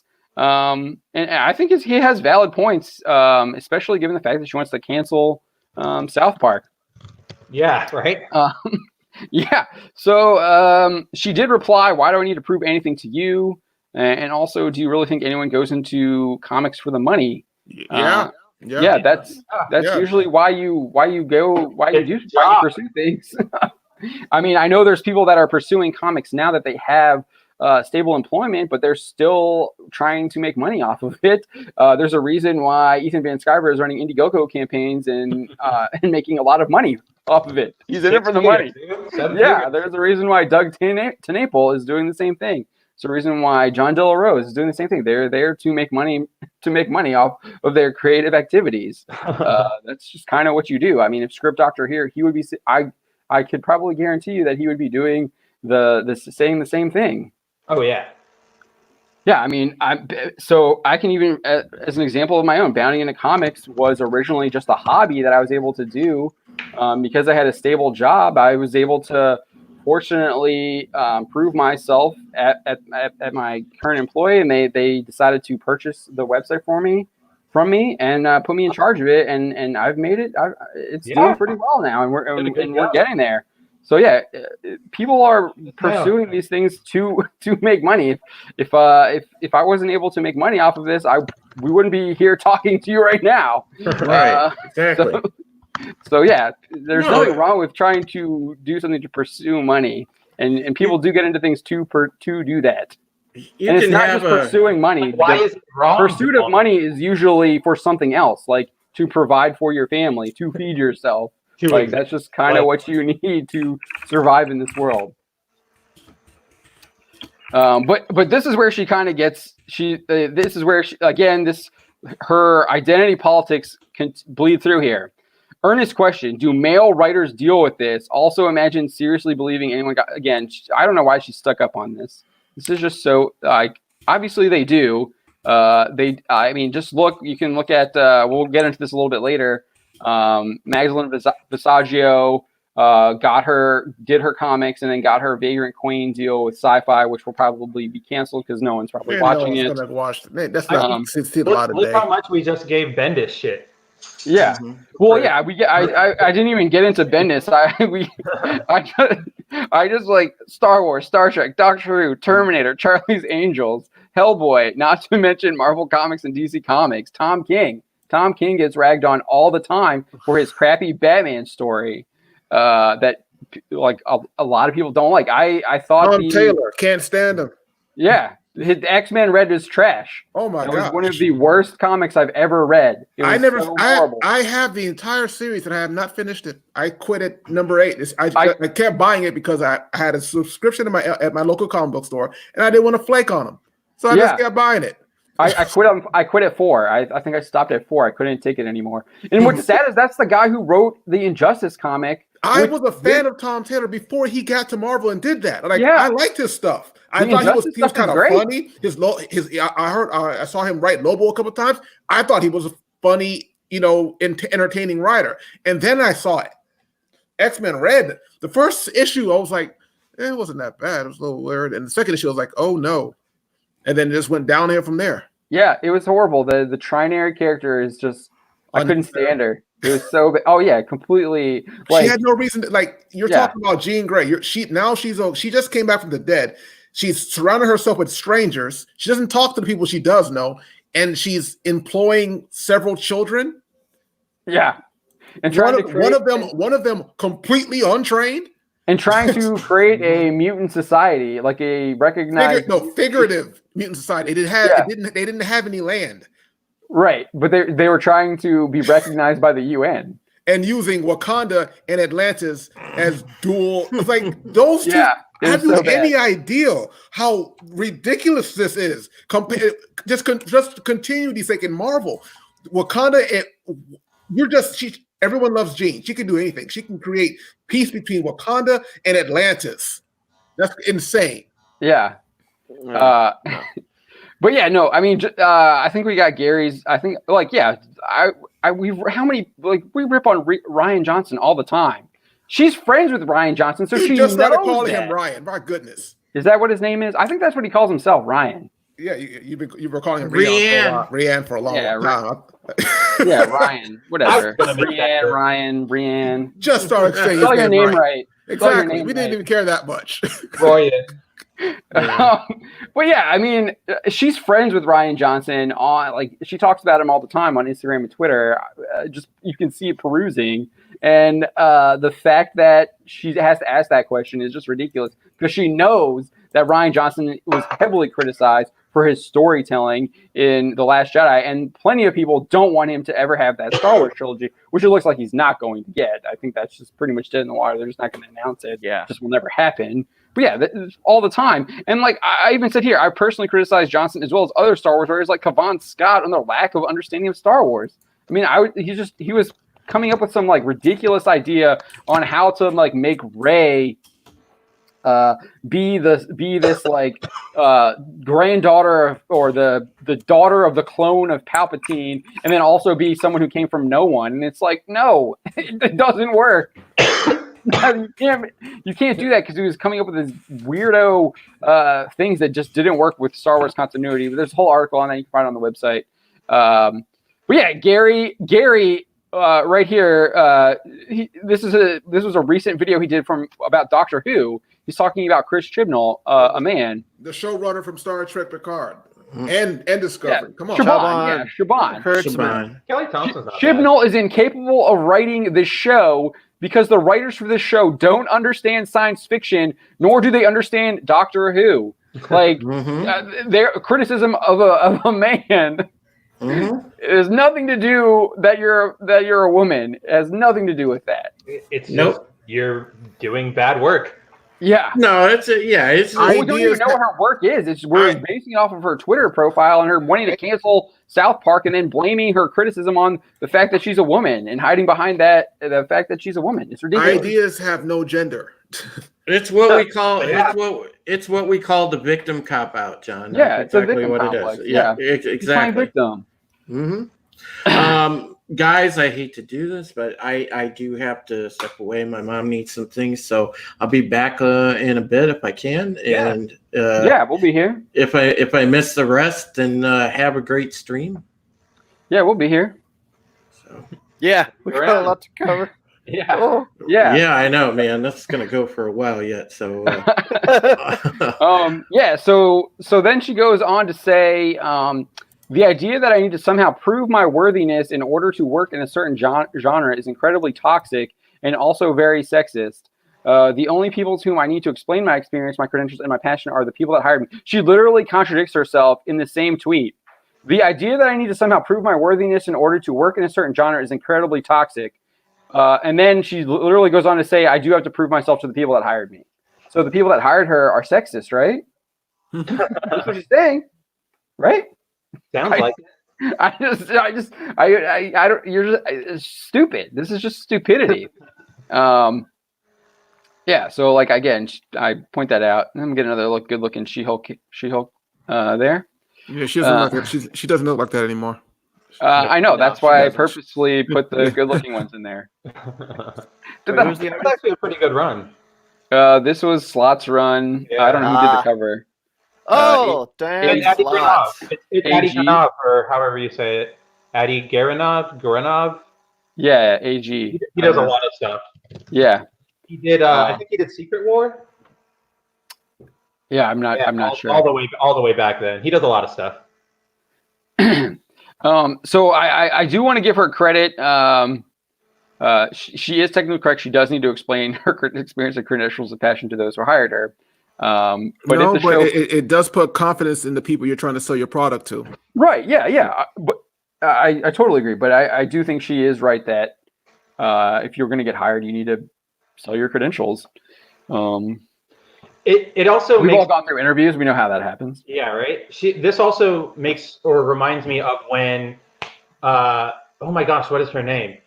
She Eve Ewing when she took over Ironheart. Yeah. And it was the same thing. I was doubtful. I was like, she has no credentials. She hasn't tried writing comics yet. What is she doing? She was pretty though. So she was pretty. But I also noticed that when Eve was faced with that kind of criticism, she told everybody, I'm just looking forward to trying my best. I hope you guys will all like it. I get it, but I'm here to show you that I can do it. Instead of going this route and trying to hide behind a bunch of shields and make fun of everybody who doesn't agree with her. Yeah, I mean, I remember we wrote something about Ta-Nehisi Coates when they put him on Captain America. Oh, yeah. And we had already seen what he had done with he'd done like a couple of Black Panther runs, and the sales just like completely tanked, and then he was rewarded with Captain America, and then obviously that tanks too. I will say that I did like the beginning of that Black Panther run, that because he did do a new Black Panther run, but it was like set in the future and it was like very Star Wars-ish. And I liked the beginning of that. I thought that was interesting, but yeah, I wrote an article like, why are they hiring this guy to do, or not hiring him because they'd already like hired him to do some of the Black Panthers. Why are they putting him on Captain America when his sales numbers were almost at like a 70% decline after like 10 issues or whatever? And I was just like, this doesn't make any sense whatsoever. So yeah, I mean, it's just another example of another person that has received criticism that isn't a female. So then this is where the headline for this article comes from. She then says, undeterred by her own hypocrisy, Schwartz then claims fan gatekeeping is a profoundly toxic subculture. The people who think enjoying a thing gives them ownership over it. Well, yes, it does. Actually, when I buy a comic or when I purchase a Blu-ray or DVD, I do own it. Do I not? Not anymore. I mean, you can always take it away if it's digital. Dana doesn't own it either. She's a steward of the franchise. She's not right. an owner either. You're directing, or you're overseeing a story within a franchise that would exist. That existed before you got there and will continue to exist after you're gone. And if you're the customer, you can choose whether or not you want to own it. Exactly. So if I don't want to own it, I won't be buying it. If I do, I will be buying it. So yes, and I think I there's this idea out there that somehow these people that are creating, they have this idea, and I wish Script Doctor was here to talk to him a little about this, because I'd be interested to see what he had to say. But the creatives have this idea that they don't have to answer to the people who are actually purchasing the product at the retail store, buying the tickets at the theater, subscribing to Netflix, whatever it is, the end user. They feel that they only need to answer to the people that hire them to write the story. And it doesn't matter if if their story sucks. It only matters with the people that are hiring them, so they can then maybe get another job doing something else that they might suck at as well. And to an extent, I think they are right. I mean, look at J.J. Abrams. He has basically made that meme of the death, the Grim Reaper going to all the franchises. He's basically that guy. Star Trek, Star Wars, and soon to be Superman. So yeah. Well, Young Ripper talked about this very thing not too long ago on his stream. He streamed Ethan Van Sciver. Yeah, I didn't catch that. What happened? He basically said these people are as brave as they are because there's a lot of fat in between them and the customer. They don't typically have to answer to the customer. They have to answer to the publisher, who answers to the distributor, being Diamond, and Diamond answers to the retailer. So because they don't have to really talk to us if they don't need to, and they're insulated from really talking to us, and what we say doesn't really affect them, they're more prone to say, come out the mouth sideways because they don't feel that pressure. There's these lines of separation. People like Ethan Van Sciver and Zach, who are putting out their own comics and their own media, they do have to answer to the people who are selling buying their product. So they have to interact differently. And that's the difference. There's a degree of cowardice in between, what they're doing and what reality is. Yeah, and I think what's interesting is when you see people like Rick Remender, who have basically left corporate comics there, and he recently said he has no desire to ever return to corporate comics. They treat people a lot differently. Remender's not out there like telling people to like F off or like I hate all Republicans or all Republicans are evil like Dan Slott did recently. He's not doing that. Like, yeah, he expresses his political opinions in the back matter of his books. I have a bunch of them below. I disagree with his books, but his writing is really good. He said something. I mean, when he was employed by Marvel, he did say something along the lines. He told someone to do something with hobo piss. I'm not quite sure what it was. Okay, I don't remember that. So I don't think I saw that. But was it a fan? He was talking. I believe he was talking to a fan. Something about hobo piss. He was talking to people who didn't like Uncanny Avengers #5. Oh, okay. Drown in hobo piss. Yeah. Quote, heads up, if Havoc's position in UA #5 really upsets you, it's time to drown yourself hobo piss. Seriously, do it. It's the only solution. All right, well, as a Marvel employee. So that's when he's working for Marvel. I don't think he's done anything that when he's now having to do his own stuff with Image, and he's not working for corporate anymore, and it's all creator-owned stuff. So I think there's something to that. When you don't say dumb shit like that, when you're having to actually sell stuff to people that might disagree with you. He also told people to suck Havoc's shiny red dick. Yeah. Wow. So okay. Well, that's another one. Colin Bunn. Maybe it's like a Marvel subculture thing. I don't know. Because I feel like it's a lot of the people from Marvel. Maybe I'm wrong here. You don't usually see a lot of it from the DC people as much. I'm trying to think. Dude, I interact with Qbert, who is doing artwork for Wolverine right now. Yeah. Rest in peace, Wolverine. But it's like all his stuff is wholesome. He's spending time with his family. Nothing really toxic in his interactions with the fans. It seems like he really appreciates the fans coming in and giving criticism as well.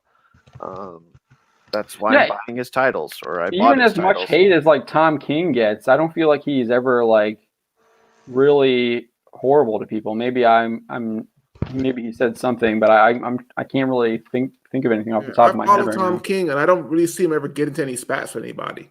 Yeah, and he gets a lot of people are very open about their opinion of his Batman run and what they think of it.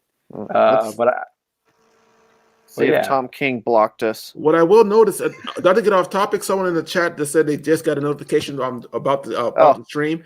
When I go to look for this stream, it's never at the top of my subscription page. It's never in my notifications. I have to dig for the link for this thing. I'm not sure if we're getting throttled or not. So I don't really talk about this a lot because I just try and shoulder it and get through it. But I have an inkling suspicion that we do get pushed to the bottom, and that's not just here on YouTube. That's on the website as well. An example. Spencer's really, really good Son Goku battles.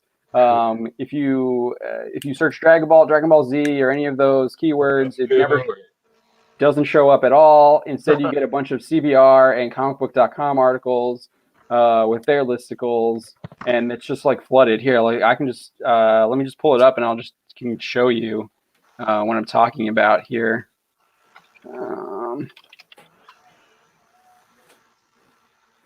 So, yeah, here we go. So you can see here top stories, CBR, comicbook.com, PlayStation Lifestyle, CBR, and this is Dragon Ball keyword, comic books. And we do a lot on Dragon Ball. CBR, GameSpot, Screen Rant, which is owned by the same company as CBR. So yeah, you can see all the that's literally that's all Google is promoting. Basically, three companies: CBS owned comicbook.com, and this Canadian CBR and Screen are owned by a Canadian financial company, and that's all you see when it comes to Dragon Ball. Even if you go here to news, CBR, GameSpot, CBR, comic book, PlayStation, Screen Rant, CBR, comic book, CBR. Wow, Game Rant, which is also owned by CBR and Screen Rant, that Canadian company. You can tell by the same design of the website. We don't come up at all on the search for Dragon Ball in news, but the Jerusalem Post does. So yeah, if you do, even if you search for Goku, I bet you that story doesn't come up. Oh, it does. We come up sixth. So on Goku we do? On Goku we come up sixth. On news? Yeah, 1, 2, 3. Okay, yeah. So we're 6th and 7th. I just did House of X-Men, and my article came up on the 9th page. Right. Yeah. So you're the only person writing about it. So I'm always writing about it. Yeah. So even if we are 6th here, so 6 with Goku.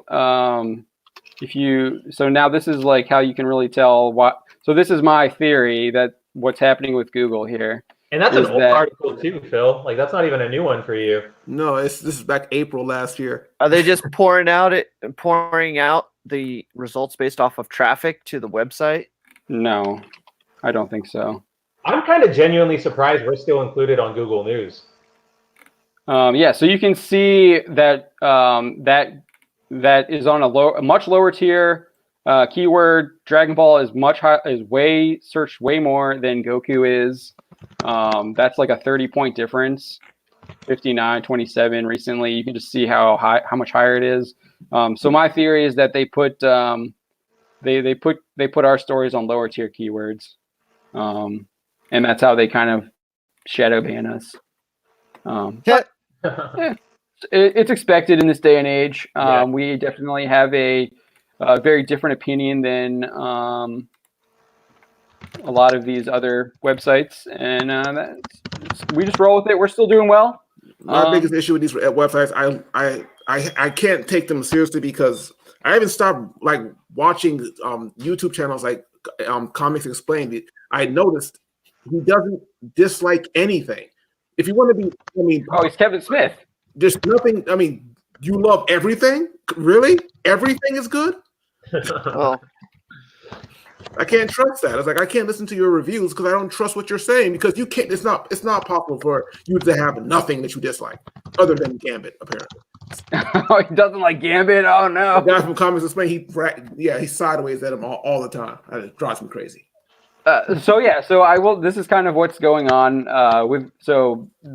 us being not showing up in people's notifications on YouTube isn't surprising, given this is what we've been dealing with for probably a year now with Google. And obviously, we do break through sometimes. Our Evangeline Lilly story last week did break through. So there are times when we are able to to beat the algorithm. Spencer has a keyboard as loud as Drew, I think. But yeah, so my man, mute button. So yeah, giving you some inside information. We're actually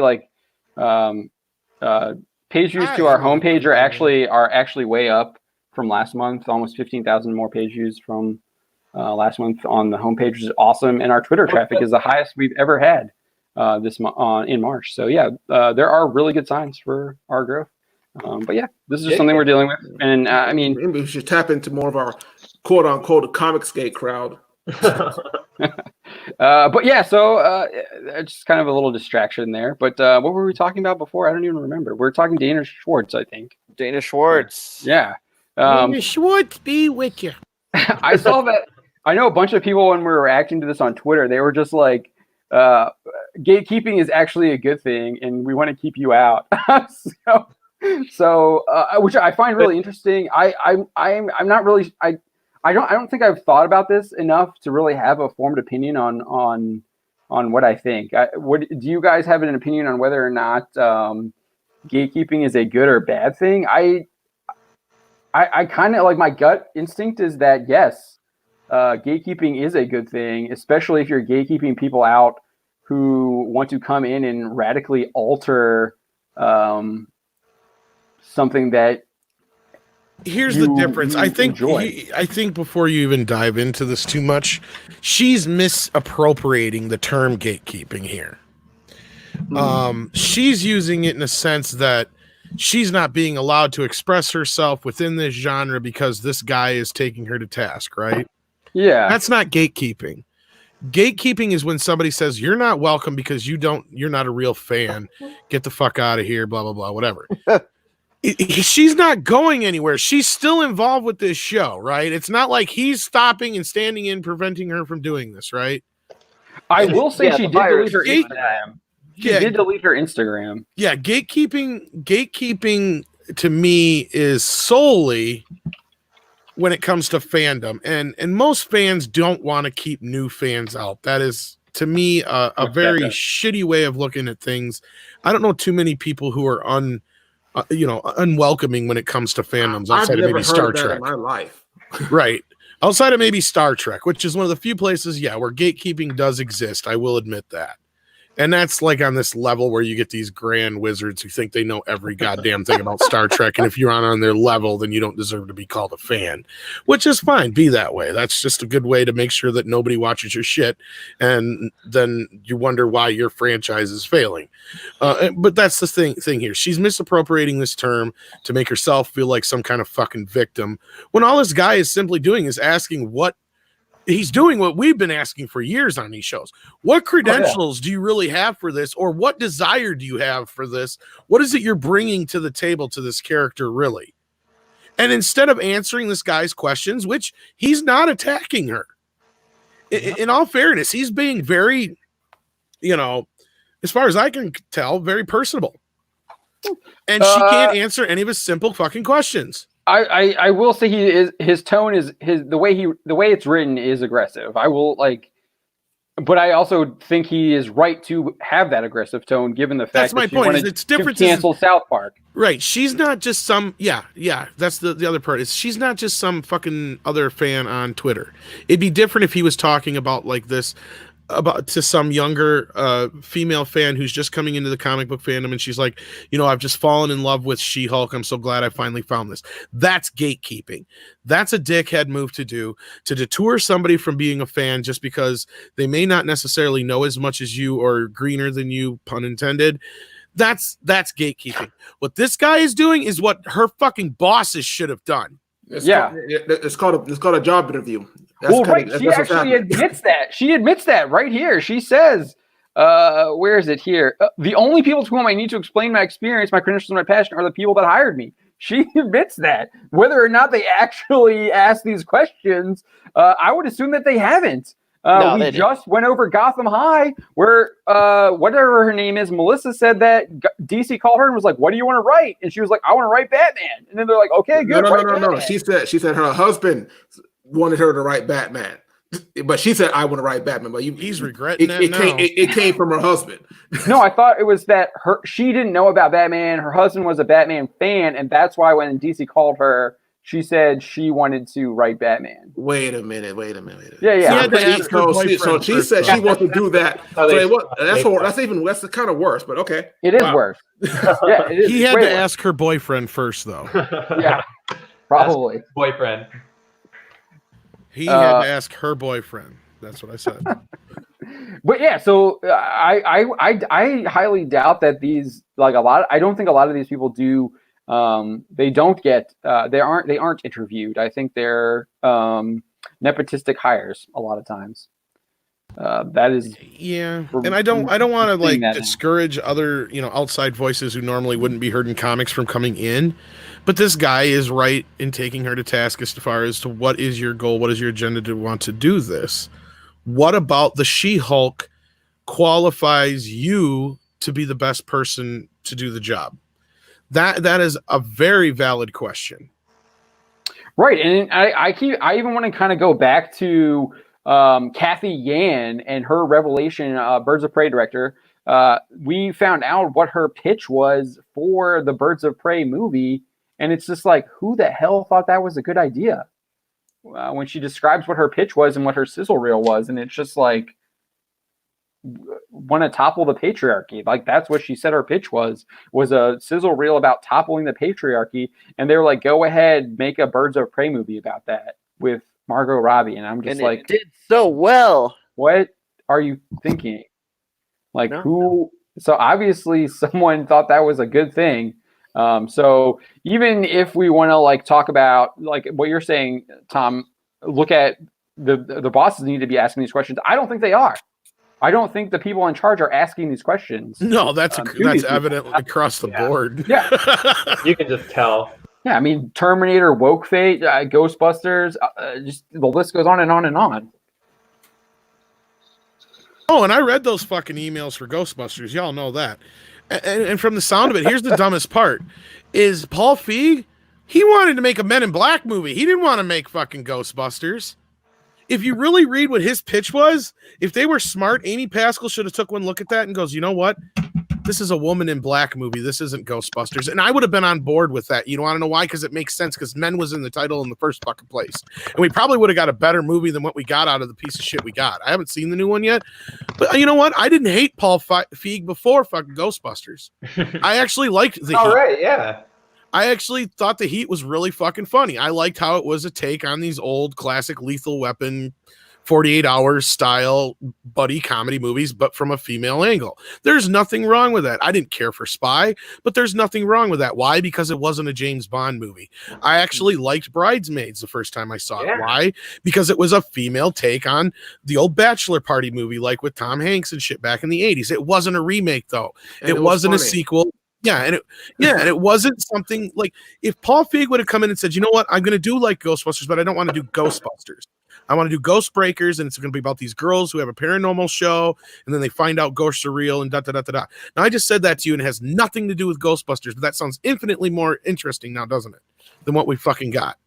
Yeah. You know what I mean? Yeah. I mean, I think of it just like this. Like, we have Stranger Things, right, on Netflix, but then we also have Lock and Key. There are a lot of similarities between Stranger Things and Lock and Key, but they're two different properties, and they tell somewhat similar stories, but they are also telling two different stories with different characters that have different interests and different personalities, and they're dealing with somewhat similar problems, but also different problems. So I think there's room for that kind of stuff. Exactly. There's no reason for you to come in and trample all over. Like the whole thing with like Gotham High. Who is that for? Who the fuck's it going to attract? Anybody? Palanuki answered that in the chat. It's for romance loving manga people, K-pop fans, and the Raylos. Basically, nobody who's ever going to read a comic book of Batman after this. Yeah. And anybody who's going to get brought into Batman from this is going to be disappointed. And you're definitely not going to get any Batman fans who are going, oh my God, just what I've wanted. Archie meets Batman my whole life. Just what I've needed. It's a young adult novel that, like, you would think was trying to build your brand. You want to, like, okay, I want to get these young adult people who maybe aren't reading Batman into Batman. And then what do they do after that? They go and find Batman, and it's like, whoa, this isn't the same character. This is not this the isn't Batman. guy. This isn't the guy that I thought was Bruce Wayne. What's going on here? Well, and we've already covered this story. And That's it's the other also problem. Well, right, and it's also against brand on what you're doing with your movie. Robert Pattinson is going to be in your Batman film, and he's not. I fucking hope so. I hope Pattinson's movie ain't like this, a bunch of feelings in bat caves. Well, right. Well, I'm even just saying, like, it looks like you're not in high school. Who knows? Maybe we'll get that stuff. I don't know. But I mean, from what we've seen from the rumors and stuff, it looks like there's going to be a lot of mayhem and murder with Riddler running wild across Gotham. I don't like how Pattinson looks. I'm not a fan of Pattinson overall, but I like Matt Reeves' Planet of the Apes movies, so I'm willing to give him a chance. Everything he said leading up to the casting about it being like getting back to the roots of Batman being a detective and doing noir work, and I was like, hell yeah, that's exactly what I want. I mean, you read that first Detective Comics 27, that first appearance of Batman, it is a murder mystery. He's uncovering. It's not just a murder mystery. It's literally a corporate takeover murder mystery. It's a guy gets murdered. He's the chemical magnet. Runs like the big chemical magnet there in New York City at the time, because it was set in New York City before they changed it to Gotham in the 40s. The original Batman was set in New York City. And then the next guy gets killed, who is like a former business partner of this guy. And then you got Batman trying to figure out who's done it. And it's quite entertaining. 1939, Detective Comics 27, perfect. Yeah. That is what Batman is: solving mysteries, solving murders, putting the bad guys in prison. And there's even this scene where this guy's like trying to bring down like a gas chamber to kill another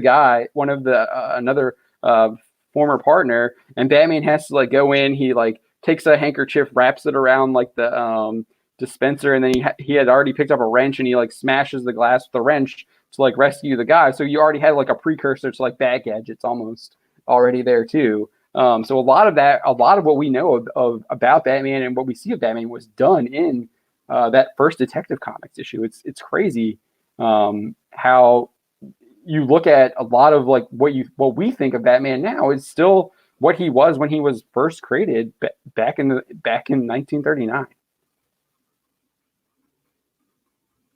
So yeah, my little rant about Batman still I think the idea of Batman is still the same as how we saw him in the beginning. Don, I'm excited about what he was saying. I think the casting is skeptical. I am skeptical of the casting. I like Robert Pattinson in all the movies he's been that aren't Twilight. He's actually a pretty good actor, so I'm willing to give him the benefit of the doubt. I was wondering where you're going with that. I was like, all right. Gotta clarify. I haven't seen. I'll be honest. I haven't really seen anything that he's in. House was great. I've heard good things about The Lighthouse. What's that Netflix show he's in, or that movie? Oh gosh. The Last King or something? Something like that. Oh yeah, where he's okay. Yeah, I turned that off. That was boring. Okay. I think it took too long to get to the actual battle of Agincourt, because it's Henry V. Timothy Chalamet plays Henry V. Timothy Chalamet will be playing Paul Atreides in the Dune film. So I kind of checked it out just to see kind of how he might be playing Paul Atreides, and I was just.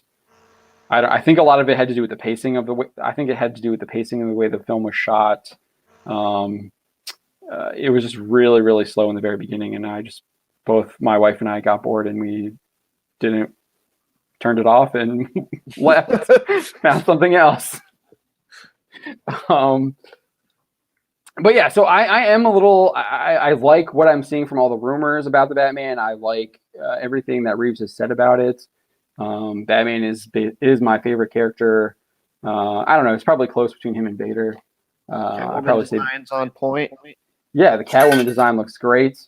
Will be interesting to see what Riddler looks like. The Penguin, I'm a little iffy on. The casting there again. I like my Penguin short and stout, like a teacup or a teapot. Yeah, I agree. Danny DeVito. It's going to be hard to beat that. But yeah, no, we'll see what happens with the Batman. But getting back to our friend Dana Schwartz, Tom, always getting us off topic. Jeez, I didn't do that one. you brought up Matt Reeves, didn't you? I think you did. No, you did. Okay, maybe I did. Anyway, so I gotta share the screen again. This time I didn't take us off topic. Well, I'm blaming you anyways. No. So this was when was this? This was yesterday. Man, I messed up that category Jesus. too. I think I was watching. This was hilarious. I was watching Gary's stream on this, and yeah, I actually think this was kind of funny. I think this is. I agree with this. I thought this was funny. I don't know why she deleted it. Because she's gonna get herself in trouble. I know why she deleted. It doesn't matter though. It's getting everywhere. We got it. It's there. The internet lives. But yeah, she said COVID-19 is going to be like the rise of Skywalker. It's a nightmare. It's going to be a struggle. But then we're going to get to come out the other side and pretend it never happened. She added in subsequent tweets. Also, we're not going to be able to fully grasp what went down without reading a ton of extra literature. So, yeah, I thought this was funny. I mean, because the rise of Skywalker is a nightmare, and it was terrible. And I don't think we're ever going to find out what happened to the rise of Skywalker, though, because that movie is Disney is going to keep those secrets locked up. We probably won't ever find out about them until maybe 30, 40 years from now. Yeah, there will be a book that comes out. And it's like behind the mouse or something. And yeah, they're actually doing this. We have a review up of a couple of the episodes. The horror streaming service. I don't remember what it's called. They've got something up where they're going behind the scenes of like these horror films. And they have The Crow in there too, but they're going behind the scenes of like the myths about these horror films and like that they're cursed and stuff. And our reviewer Chris thought they were actually pretty good. But yeah, so we might get something like that for Rise of Skywalker. Like we're gonna get it on Disney Plus, like the truth of the Rise of Skywalker. Firefest documentaries. Yeah, Firefest. Yeah. But yeah, no, I thought this was funny. I thought this was funny. I think I expect we were like I said, we were watching Chappelle stand up and we're like, what is Dave Chappelle doing right now? And we're like, yeah, he's just churning out material after material because this is just like prime. There's just so much stuff that he can just harvest for his next stand up of everyone like reacting to all the coronavirus stuff and their different takes and stuff and just him. Just gonna go at it. I feel like if he does another special, but yeah, no, I thought this was funny too. This was actually like okay. This you can actually make some good jokes. That's good. She-Hulk needs to crack some jokes, right? It's also career suicide. Yeah.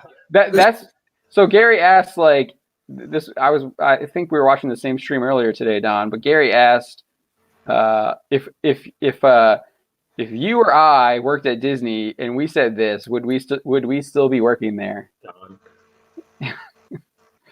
No.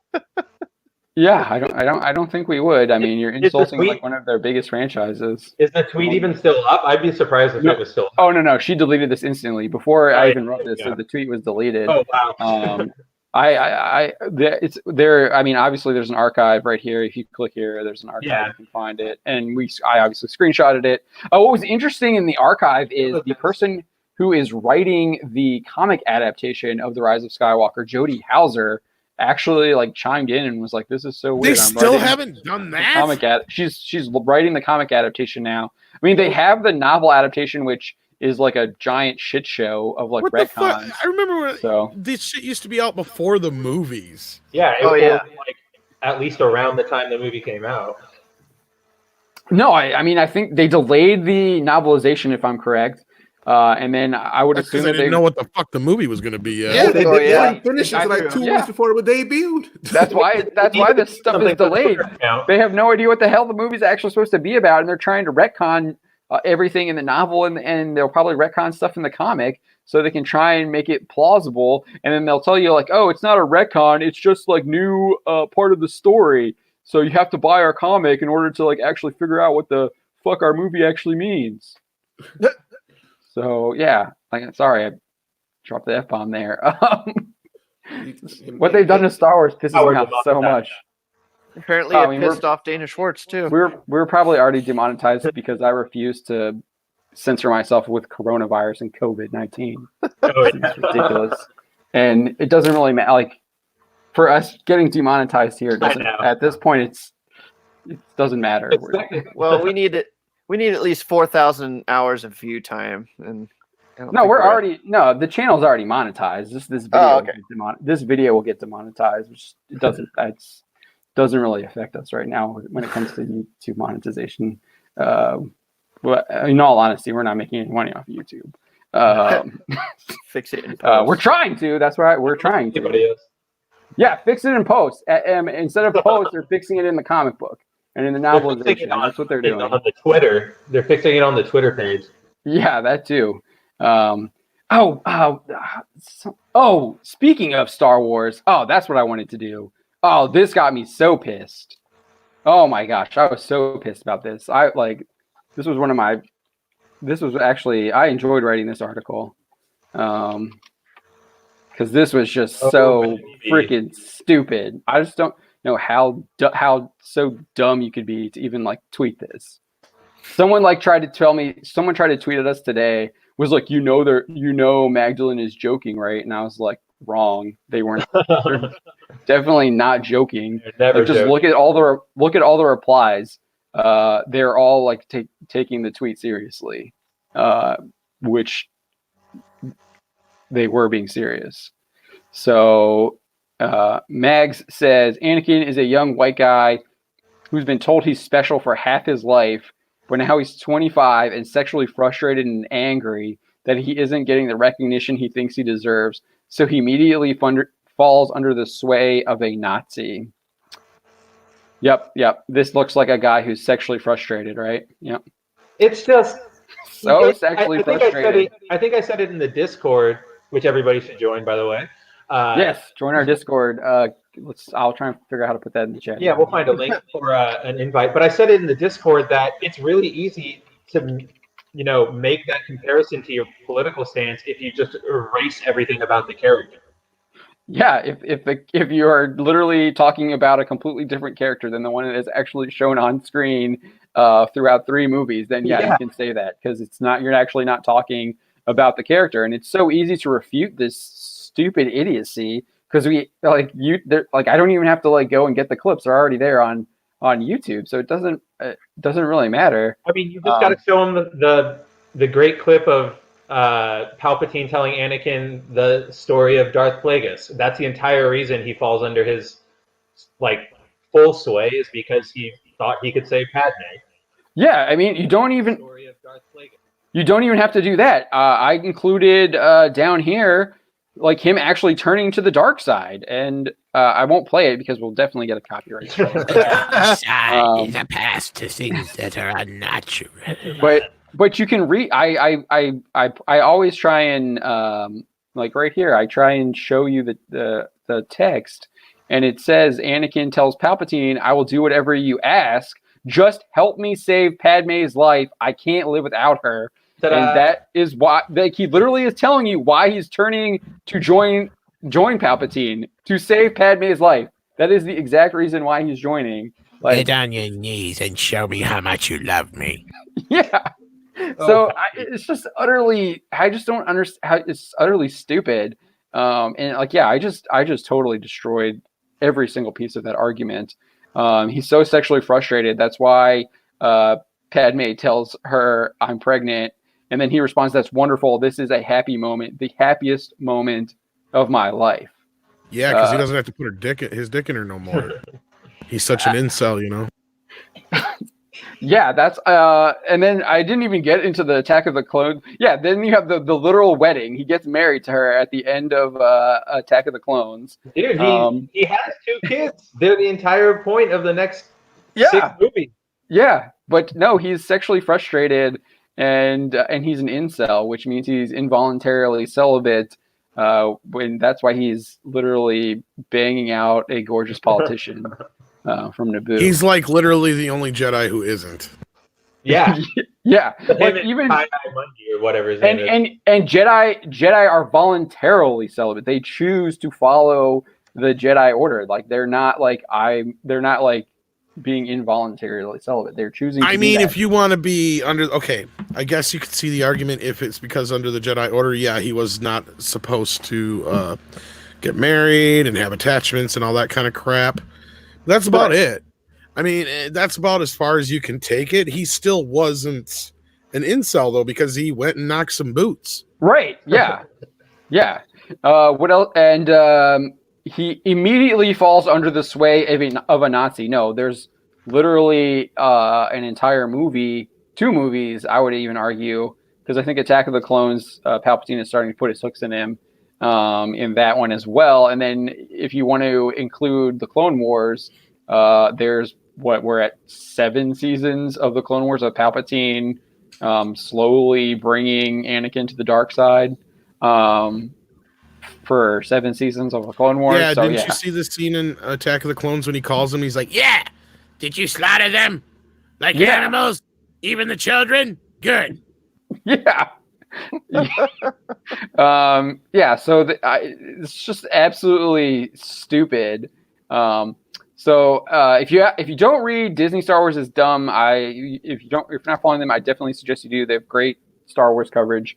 I look at the website at pretty much every day to see what Ichibaka is covering, and we obviously don't cover everything that Ichi does, but we do cover some of the stuff that he does as well. But yeah, he does really good stuff, and he has this Faces of a Geekergate, which I actually think is a pretty good description of what Visaggio is trying to do here, and that is to completely reimagine the IP in their own worldview to promote their own vision. And you can read this step 2 is IP is about to undergo a reboot.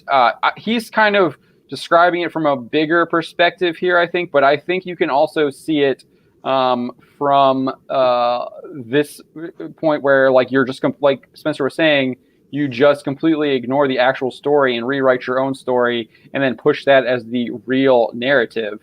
And I think that's exactly what is going on here. And you can see if 1,745 people, I think it's more than that now. So let's just go on Twitter. I'm blocked, so can't do that.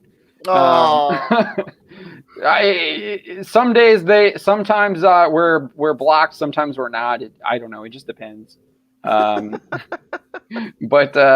yeah. So right there it says 1745. I'm sure it's more than that by now. But yeah. So there's a lot of other people that have this same idiotic opinion because they're trying to push a narrative rather than care about the actual story of Star Wars. And this stuff just sickens me because it's infecting the actual people who are writing and creating Star Wars because they're buying into this garbage nonsense, as we've covered with Ray Carson, and who seemingly doesn't know anything about Star Wars as well, despite being the person who was tapped to write the novelization. And then Kavan Scott doesn't seem to understand Star Wars either. And then I think we had, I think Mark was saying in the chat, why didn't he force heal her? Yeah, the people creating force heal don't know anything about Star Wars either, because everyone would be force healed. All right, I'm wearing out my steam of anger here. Yes. Let's. Don's like, yes, you are. Yes. Do you want to do the Kang rumor or do you want to do Black Widow? Either one. I mean, those are happy things, I think. Well, the Black Widow one, I don't know if it's happy. The last time we covered the last time we covered the rumor about Black Widow possibly releasing on Disney Plus, I remember somebody on Twitter was calling us out and saying Disney would never consider that. Why would they ever do that? And it's like, at that time we were already in the coronavirus situation, so it's like, why do you think they would? They still want to make money. Yeah, let's do Black Widow. Mark in the chat saying Black Widow. Spencer saying Black Widow. Yeah. I just think about that commenter a lot because he knew nothing. It's a rumor. It's still a rumor. It's still a rumor, but it's as the time passes, I think it's becoming more and more a thought in these Disney executives' minds because the rumor is being more. I definitely think that they're talking about it. They would be stupid not to be having that discussion. Like you make those kind of decisions all the time, especially when all of your business is shut down. Like, what is their revenue stream right now? Disney Plus? Yeah. And they aren't having new content. I guess licensing from Netflix still, right? But they pulled a lot of their stuff, so I don't even know how much they're getting from that. I did see some on HBO. There's some Disney stuff, so they might be getting some licensing from there. But I feel like those are all old contracts that they're just those. So they might have already they might have already been paid for those. Again, like the Diamond stuff earlier, who knows when that is actually paid for? If it's paid beforehand or if it's paid after, or it could be some kind of percentage depending on how much.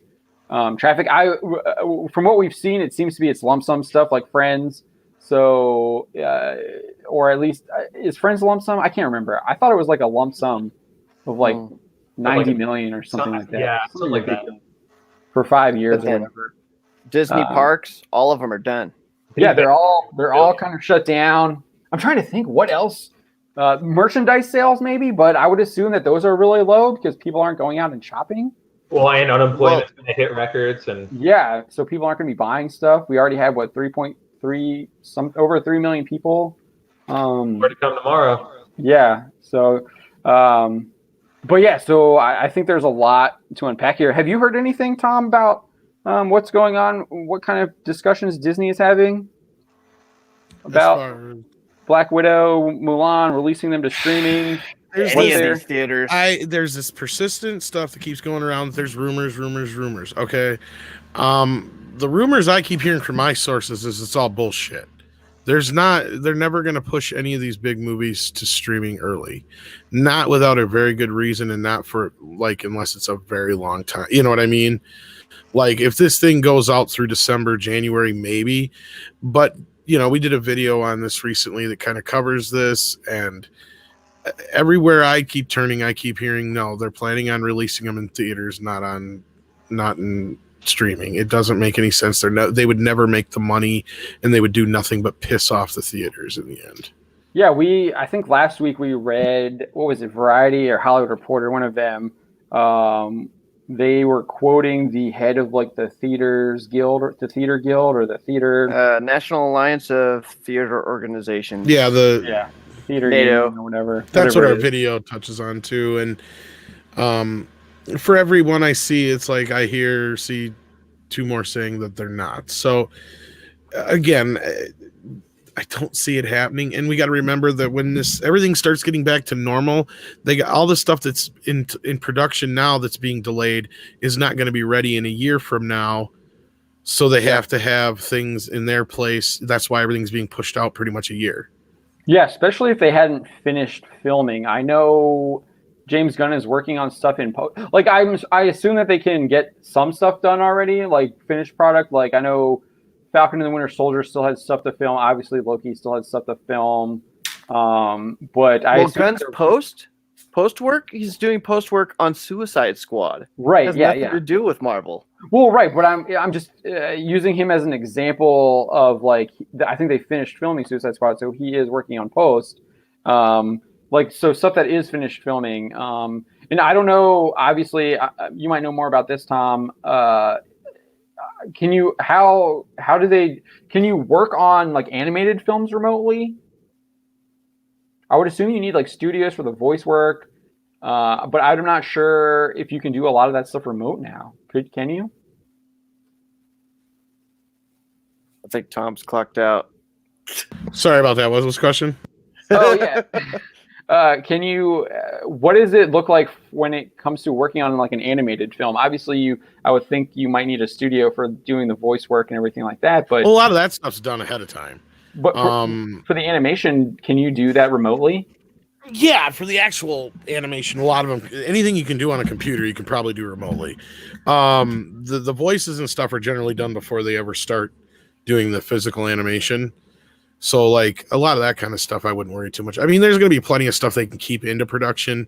And one of my sources said that they do hope to have skeleton crews working by May.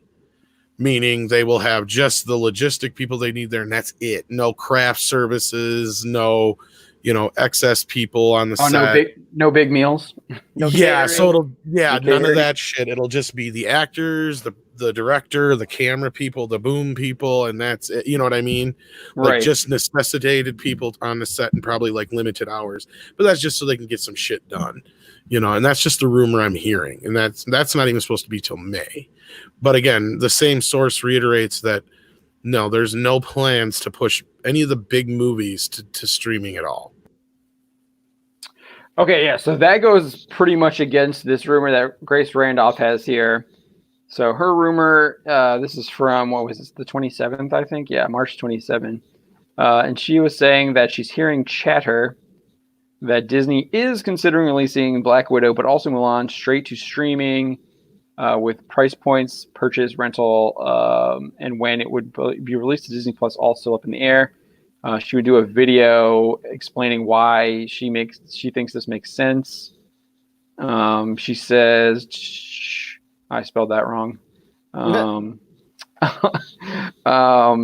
She says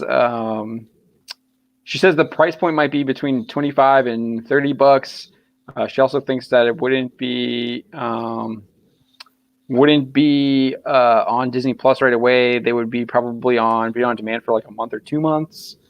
And the reason why she thinks they might release it to video on demand is because Disney has cash flow problems. She also thinks that they'll cut the theaters in to try and assuage their fury. See, here's the thing: is a couple of years back they tried that, and the theater said no go.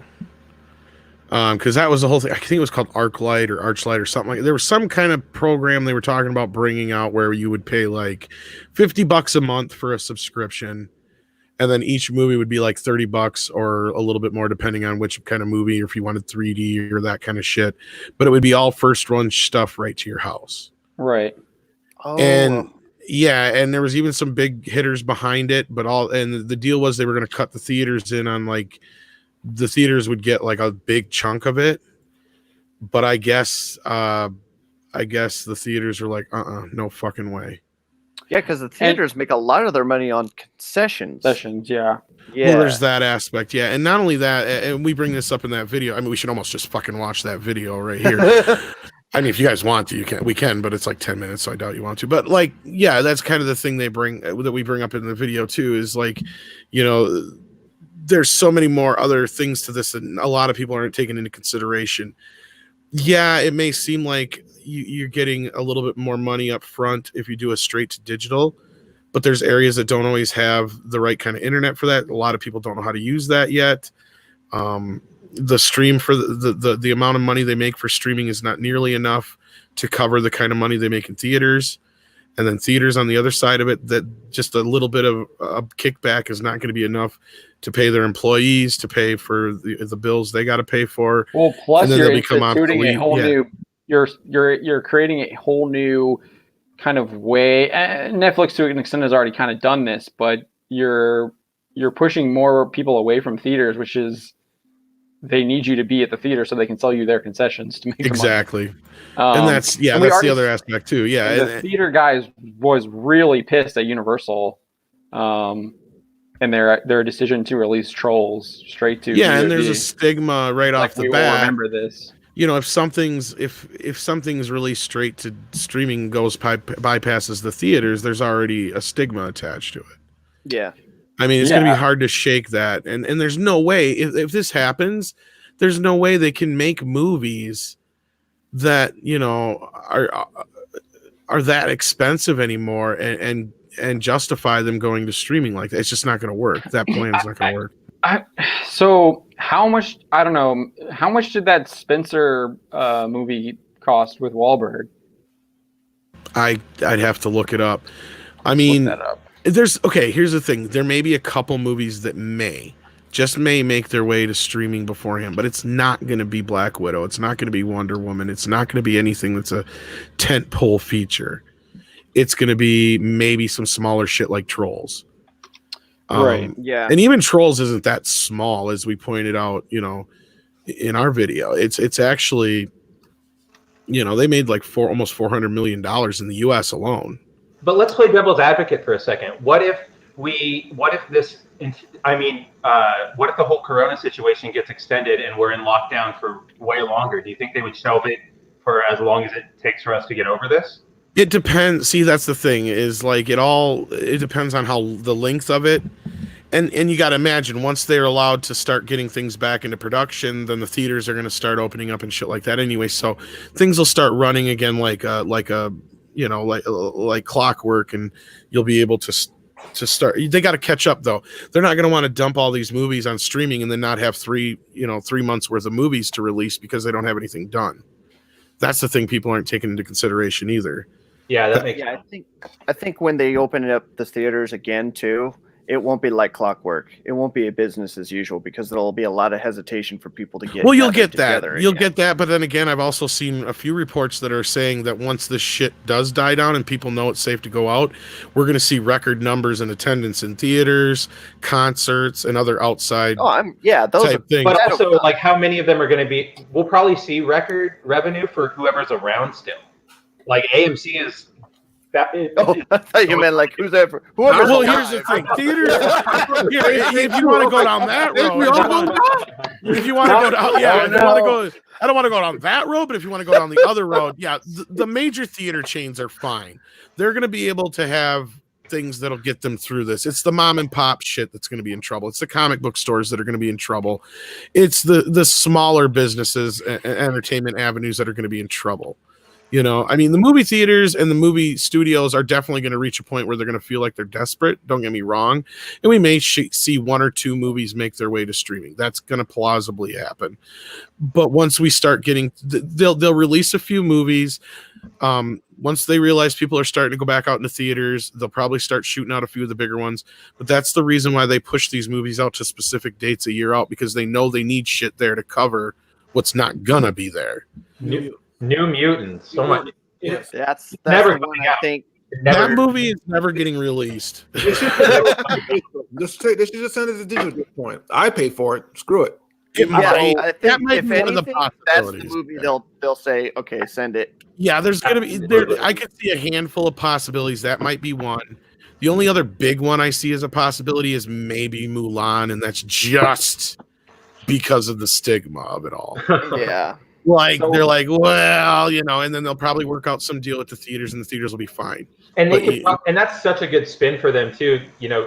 They can dump their crap out and make it seem like a good move for them. Like, oh look, we're giving you these movies on streaming, even though they knew it would be garbage. So Disney's already releasing stuff on streaming. They released Lady and the Tramp. Well, that was something they did a long time ago already. That was meant to be. Oh, I forgot that even came out. That was just this winter. That was like 3 months ago. Yeah, but that was meant to go straight to streaming. To begin with. That was a debut. Yeah. Right. Yeah. So this is Bright. This is a big budget. I would say, I guess middle.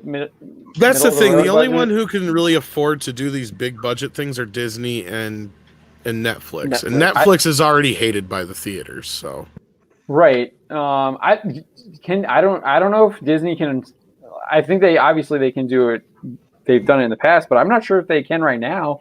Iger's not doing a pay, didn't they? I do think that Randolph is right in the fact that they just had to raise like a bunch of money, right? I think that has more to do with the fact that the parks are closed. Because Yeah. the movie business isn't like the other businesses to where nothing is going. So they're paying certain people, but insurances are going to cover certain things. And a lot of these businesses have more than enough money set aside to where they should be able to handle some of this shit. Disney's doing this shit is because they're dealing with other problems. It's not because of this. Right. Well, I do think you have to take in those other problems that could affect the rest of their business. That's what I'm saying. I think this has more to do with that whole business with them losing so much money in the parks. I think the large number that we keep seeing as far as their daily money dump that they say they're losing is what they're losing in revenue for the parks. And you got to remember, a lot of the reason that this stuff is out in the public is because they want us to feel bad for them, or they at least want the government to feel bad for them, so that the government bails their ass out. Oh yeah, for sure. Disney does not need the government. These big fucking companies like Walmart and shit don't need the fucking government to bail them out right now. I'm with Gary on this. No tax breaks for any of these fucking studios and shit anymore. Fuck this shit. They don't deserve it. I'm with you as well. They make more money than anybody else. The top fucking 1% of all these companies make more than the entire rest of the 99% of the company, and it's ridiculous. They get same tax breaks already, so exactly. You know, and like I went to Walmart earlier today in the smaller town. It was like business as usual. They weren't even acting like there was a virus around. They had nothing up to shield anybody or anything at Walmart, and the fucking place was packed. So don't tell me there ain't a lot of places acting like this shit ain't happening. No, Wegmans is doing. I mean, I think a lot of these big stores that are selling, that are able to be part of the essential businesses, they're thriving. They're all poor me. We're losing money, and that's because they're laying people off. Bullshit. No, I remember we covered. This is something we cover here too. I think I don't know if you did the article, Spencer. It might have been Jorge. It was Blizzard had just laid off like a ton of employees. They laid off a ton of employees, and then like a month later, they did their investors call, and they like talked about how they had record profits. That's an old school move, actually. That goes all the way back. Yeah, that's an old corporate fucking move from back in the day. Yeah, I'm just saying that's the type of behavior that these people. They're using this shit to their advantage big time, because video game companies, there's no excuse. They should be able to work from home. They are making a lot of money right now. Any company where you can work from home, there's no excuse. Any company like a store that's a corporate business, you kiss my ass, you're losing money. Bullshit. The only people who are losing money or who are going to be out anything are the ancillary entertainment mom and pop shit. That's what's going to be out money. And yeah, these big fucking things like Disney World and Disneyland are losing money, but are they really? Because they're not functioning outside of paying their employees, which they rightfully should. And if they weren't prepared for this, then that's their own fucking fault. They should have had a windfall put away for this. Yeah, I totally agree with you. That I mean, I do think that. I mean, we're kind of getting into a little bit of here. Economics here. I'm fine with that. I think you're right on this point here, and I think that gets to the overall. I'm going to make this comment.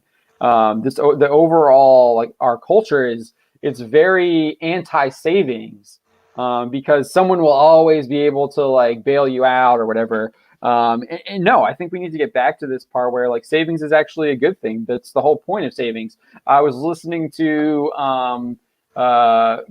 New York Governor Cuomo was giving one of his like press conferences he's been giving, and he was actually talking about how they were stockpiling ventilators and not putting them out right away because they were waiting for the peak. And it's like, yeah, that's what you should have been doing in the first place. We should be saving. Like he's talking about the idea of saving, but he's talking about it in ventilators. But you should also be doing that with your employees.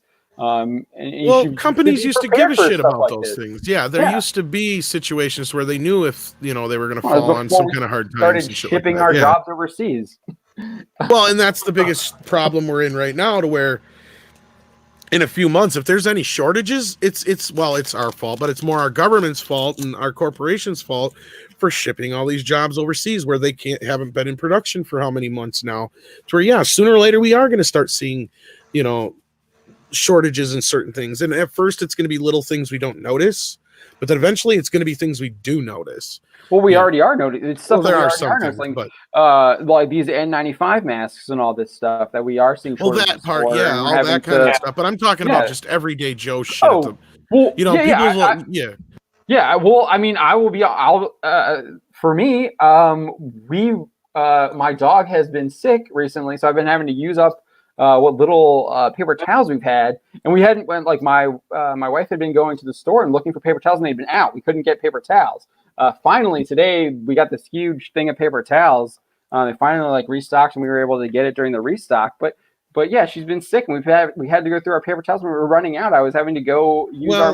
There's like this napkins. false thing with the paper towels and the toilet paper because most of that stuff is still manufactured within the continental U.S. and Canada. Right. I'm still saying that because of the demand, there was a but because there was a bum rush on it. Oh yeah, a lot of people ran out. But now we're going to run into a point where like a lot of things like that China produces for us, or Mexico produces for us, or that we have shipped over to all these other Asian countries and stuff like that, where sooner or later we're going to start realizing, hey, wait a minute, we're running low on plastic bottles, or hey, wait a minute, we're running low on the, it's going to be like a weird thing out of nowhere. It took me 2 weeks to find paper towels, and that's manufactured here in the United States. How long do you think it's going to take me to find something that's not manufactured that has to be shipped on a boat that takes 2 weeks just to get here on a boat? Right, and like I said, the things like toilet paper and all that kind of crap they're gonna start being okay. They'll start restocking that.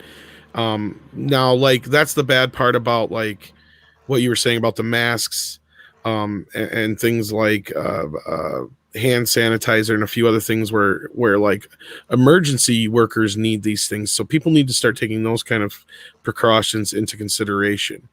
And again, I reiterate, I live in an area where shit has not gone batshit crazy yet. I can't imagine what it's like in some areas where it have. The closest thing I can imagine is like a Black Friday scenario. Oh, yeah. Hey, Bill. Every day here in California. Yep. Yeah, I mean, Virginia's governor basically has us on lockdown until June. Can't leave your house. I mean, I don't like. There's a bunch of exceptions, which basically applies to my entire life, anyways. Because I just basically, I work from home, and when I go visit people, it's like my family. So so you're already set. Yeah, but I mean, for other people, that does like really affect them. But yeah, this stuff is going to affect the small guys. I think the like small franchise owners as well. I do know that like all the fast food places around here are booming. There's like drive-through lines are like out the parking lot. Sometimes like are wrapping around. Like I went to a Chick-fil-A the other day, and it was like the line was literally wrapping around the entire parking lot. It was crazy how long. That's like In-N-Out here. In-N-Out, yeah. Yeah, it was crazy. Like Chick-fil-A's are insane here on the East Coast. You usually get a long line, but then these were like super long. All right, let's do one more topic here. I think we kind of covered this rumor for the most part. There's some good stuff in here. We put some conflicting. Like Randolph has Jeremy Conrad believes in it. I didn't know about your video. I would have stuck that in here, Tom. But yeah, Mikey Sutton thinks it's a load of shit. So yeah, we I'm here. Okay. Oh yeah, hey, script doctor. Mikey Sutton thinks our videos a snack. No. He thinks the Grace Randolph rumor is. Oh yeah. I think it's a load of shit too. Yeah. Yeah. We did our video like a week ago. Yeah, all our videos are getting buried right now by YouTube. So I was a little late to that story. So, but I wanted. No, I don't think anybody got alerted to it because like all of our videos have been getting really minimal views the last like 2 weeks since the whole. Yeah. Yeah, I think you're getting buried, Tom. I barely found Andre's just recently. Yeah, he had one that did okay, but for those videos, it should be like twice that by now. Right. And the other ones should be like 2 or 3 times what they're at too. Yeah, I don't know if you were here earlier when I was showing you that we were getting we get put on lower tier keywords consistently, whereas like CBR comicbook.com, you just search Dragon Ball. That's literally all the stories are comic book and CBR. which is crazy. Yeah. You would think that there would be someone else covering Dragon Ball, like. Well, we all know that Google's a pay-to-play thing, right? You guys know this, right? Oh yeah. Pretty much. And then not only that, there's people who know how to manipulate it. Like, have you seen Tiger King yet? No, we did a story about it, and I've heard about it. But it's fucking amazing. But Joe Exotic, in one part of it, he figures out that he can get his shit above Carol Baskin's by how it's pinged on Google and shit. So he figures all that crap out, and it's kind of funny. But it's also the beginning of his downfall. Okay. Oh, I did think this was fun. Oh yeah, the Deadpool story. I thought this was pretty cool. Before we jump to that, though, I cannot recommend Tiger King enough for anybody. It's a documentary series, and it's a fucking train wreck. I'm trying to convince my wife to watch it with me, but she said I told her that it was about a guy who owns like a tiger sanctuary, and she just has a thing about animals in cages and potentially like mistreating them and stuff like that. And it doesn't show a shit ton. It does talk a little bit about it, but by the end of it, I think she'd probably be happy because of how it kind of turns out. At least we kind of get set up for a little bit of a lighter outlook on what could, because a lot of this is still happening. It's in the process. Right. I would assume so. Yeah. And I knew this was going to be good because this is the people who did the Fire Festival documentary. They did one other one too. I can't think what it was, but yeah. And again, I mean, if she can get through it, if not, show her Joe Exotic's presidential video. That was 2016, right? Yeah. And if she watches that and doesn't laugh her ass off, and you go, "No, this guy is real. This is what this show is about. Is this guy and all the people in the business?" And if she can't get into it that way, then there's nothing else you can really do. Yeah. All right. So Rob Liefeld recently revealed who he thinks Deadpool would match up best with in the MCU. And so he said he put on a qualifier saying that he was only going to really talk about people who are available in the MCU. So that would mean he wouldn't really be able to go with Iron Man because Iron Man's dead. Black Widow's dead, etc. What's viable right now is Thor is still around, Hemsworth, right? And we have Ruffalo as the Hulk. We've still got Ant-Man, Guardians of the Galaxy characters. I mean, Star-Lord and Deadpool would be extremely funny together. And because Deadpool has had an entire series in space called Deadpool Corps, this is not something that would be foreign to him. And there's Deadpool Corps. Oh, look, he's got a dog. Who is this guy? Somebody got a chainsaw going in the background. I hear that too. It's like the Texas Chainsaw Massacre. And of course, he promotes his own comic book. Oh well, yeah, of course he. Why wouldn't he? Who made this one? This is Phil's art. Do you know who this is, Phil? Who? Or Don? This head guy. Oh, sorry. You can't see my mouse. The head. The zombie head member of the Corps. That's the zombie, right? Yeah. Okay, zombie. All right. Okay. So, but this is his personal preference, and I thought I think this would be fun. My personal preference would be to see him and Ruffalo. It would be great if he frustrated Smart Hulk so much that he turned into Angry Hulk again and just lost his shit. Because obviously, Deadpool is going to get under everybody's skin. So yeah, and then there's an image in here. Yeah. He's definitely getting under his. Yeah, but I just don't see it. I guarantee you, or at least I'm willing to bet. I wouldn't guarantee, but I'm willing to bet that if we get a Deadpool 3, which is likely, it's going to just be a sequel to Deadpool. It's not going to be in the MCU. It's going to be its own thing. It's going to reference things, but Iger's already said that Deadpool would have its own like R-rated. They would do like a Marvel R-rated brand. He said that like way back in like an imprint. Yeah, it would be like just get released under Fox is all like probably. DC Black Label, but it would be like a Marvel R-rated brand. He was thinking, but yeah, it could probably just be what are they calling it now? It's the same thing. They just took the Fox out of it. Was all they did. 20th century. Just 20th century. Is Searchlight still around, or do they just act? Yeah, they just took Fox out of that too. Which Searchlight. I mean, I was one of those who was arguing, Fox has been more synonymous with movies longer than television, and they did buy the Fox name too.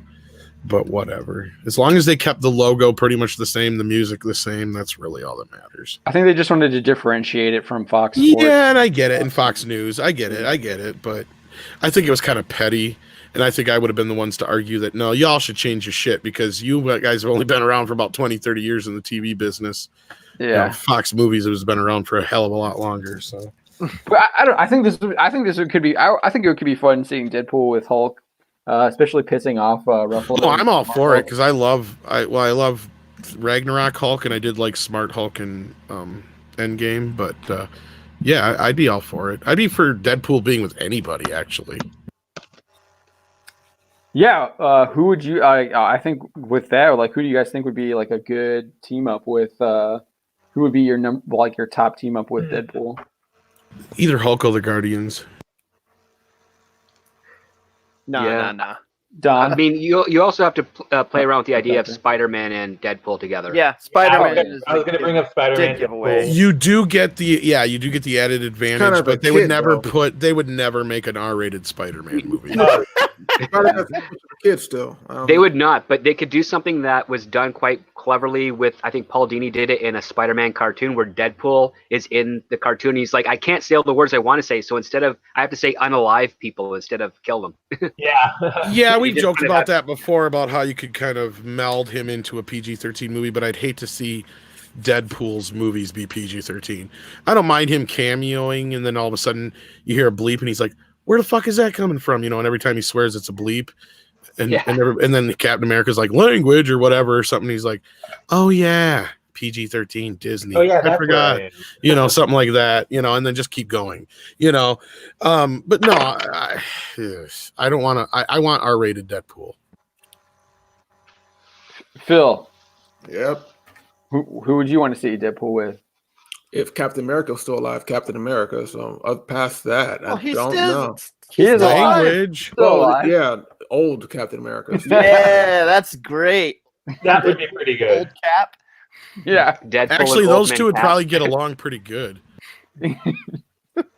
He'd be like, I don't like your mouth, kid, but I like your style. maybe even Nick Fury, because I was just love to see Samuel Jackson's version of him just like freak out, like, what the hell are you? Yeah. Oh, actually, a better pairing would be Maria Hill and Deadpool. I'll watch Maria Hill and anything. She's like the straight man of the two. Yeah. Oh my gosh. Where's my bell? Captain Marvel and Deadpool. No thanks. I'm out. Oh god. Too easy of a target for him. I think Paul Rudd's Ant-Man would be fun. I was going to bring up Ant-Man. I would love to see an Ant-Man. They could do some sort of kooky heist. Yeah. That people keep screwing up. Yeah, I think that would be really fun. I think that could be fun to see. Plus, kind of because I feel like the Ant-Man franchise is like I guess they, to me, the Ant-Man is like is like an actual comedy franchise with superheroes in it. Whereas like I don't know, I know a lot of people like the Thor Ragnarok comedy and it just didn't really hit for me. Just not my. Isn't it funny though? But I thought Marvel was all the same thing. I mean, no, the Ant-Man. I'm being ironic. Yeah. I'm just pointing out because I hate that argument. It's like I'm not saying that there aren't formulas in the Marvel universe. Don't get me wrong, but to say they're all the same, that's just because Ant-Man, like you just said, is a heist comedy. Yeah. Fucking Guardians is a sci-fi comedy. Winter Soldier is a political drama. The first Captain America is a war drama. They're all kind of different in their own way. Yeah, some of them are very, very similar. Like you have the Iron Man style, which kind of carries across Iron Man films, and Black Panther kind of took that similar kind of road and stuff like that. But it's all good to me. I know Iron Man 3 was probably the more original of the three, and it took me a long time to appreciate that movie. The first time I saw it, I didn't like it. I watched it again. I was like, oh. I liked this a lot more than I did the first time. I was really surprised that so many people were hating on it, and I think the issue that they were hating on was the characterization of the Mandarin, and I think that really pissed a lot of people off. But I thought it was pretty good. I actually like that too. Yeah, I thought it was hilarious, and I mean they've left the door open for another Mandarin anyway. So Yeah, and then they took the like that was what they took the fan complaints seriously. They released that short was like, yo, there's actually like a legit like real Mandarin out here who's That like is one of the best badass. shorts ever, though. That's Yeah. a good short. Yeah, it's super good, and they listen to the like they realize, hey, we might have messed up a little bit here. We think we had a really good product, but we do want to like, hey, let these fans know, like, yeah, we're listening, and we have plans for like the real Mandarin to show up. Mandarin's a big deal. I mean, it didn't. Yeah, huge deal. If they were, if this was their, if that was their plan all along, that would have been cool. But you could tell it wasn't. But I'm glad they're doing a course correction. You know. Mm-hmm. Yeah, Iron Man 3 was it felt very James Bondish almost. If that makes sense. Where he was his own Q. Yeah. He was his own Q with all the James gadgets. Bond Christmas movie. It was totally focused on his like being able to build stuff and inventing. So I really liked that. It was a Tony movie, not an Iron Man movie. Yes, I think that's what made a lot of people not like the movie because it wasn't really an Iron Man movie. It was a Tony Stark movie. So until the end where he brings all his Iron Man, which is such a rad scene. I didn't even really notice there was a bunch of hate for it until I started getting into the whole online community stuff. Oh, dude, I was really kind of oblivious to that. One of our top videos was like I clipped the Trevor Slattery scene where he like comes out of the bathroom and like reveals that he's like an actor and everything. And there's like it's amazing to see because that's actually a really like evergreen video on the channel. And I think the original comments there was a lot of hate for it, but like now it's just like, oh, this is hilarious. Like this is so good. And to kind of see that. Don't do anything about a Peppa. Yeah. Well, the best part is after the fact when the girls are pushed inside and they start reacting to the smell. Yeah, he tells them to go inside the bathroom. Yeah. All of us like, really wanted Tony to be like, bitches leave, though. Just like, oh yeah. Call back to RoboCop. Would be awesome. I think the worst part of Iron Man 3 was just the fire breath from Extremis. That at that point I was like, what is happening? But I think they played it off well because even the characters were like, whoa, what the hell is going on? Yeah, they did. What's his name? Rhodey did. Rhodey was like, what? It's like, okay. I also find like AIM was a little bit of a disappointment altogether because you didn't see any of them in the giant yellow suits. Yeah, I agree. They could have had some kind of callback to it just to see a big yellow suit in the background or something, like hanging up. Yeah. Yes. Speaking of AIM, there is a rumor that they will be showing up. Well, maybe not AIM. I would assume that they're going to be showing up in Ant-Man 3 because the rumor is that the main villain is going to be MODOK. Oh, that'd be great. That show? AIM creation, right? Oh, that'd be a perfect movie for him. That Hulu show? It really would be. No, not the Hulu show. Ant-Man 3. They canceled that Hulu show. Wait, there's a Hulu. Oh no, yeah, the animated. Yeah, they canceled that one. Is that one that was canceled? Yeah, they canceled the Kevin Smith and the Chelsea Handler one. Thank God. I thought it was Tigra and then Howard the Duck. Tigra and Dazzler got canceled because that was Chelsea Handler, and then whatever Kevin Smith was doing. Oh yeah, you're right. Kevin Smith was doing Howard the Duck, wasn't he? Yeah, that was going to be right. MODOK was the one that they kept. I assume they're going to cancel all of them though. Yeah, it's a matter of time. It was supposed to be they were supposed to do like the Offenders. Oh, Disney's put everything on hold. The quote that I got is that they're trying to salvage what they have right now. Oh, good luck. We were talking about that earlier when we were talking about Black Widow maybe going to video on demand. Yeah, you might be able to verify this or at least add some credence to this or no credence to this and say it's bullshit. One of my sources basically said earlier here, let me get it up here. Let me bring it up here and I can kind of look at it so I'm more accurate. Yeah, right. The rumor going around is that from Pinewood, Titanic, and various production houses, some projects are returning to film scheduled for Monday.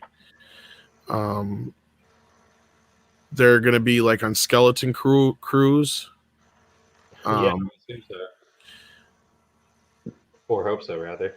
Yeah, there's no real talk at this time of Disney films going to streaming. That's a bunch of bullshit from what I'm hearing. Yeah. Disney's official thing is that they're not officially shutting down any buying or development stuff, but they're acknowledging that they're far more focused on salvaging their current projects and may not be the best time to take projects to them for any sort of new content.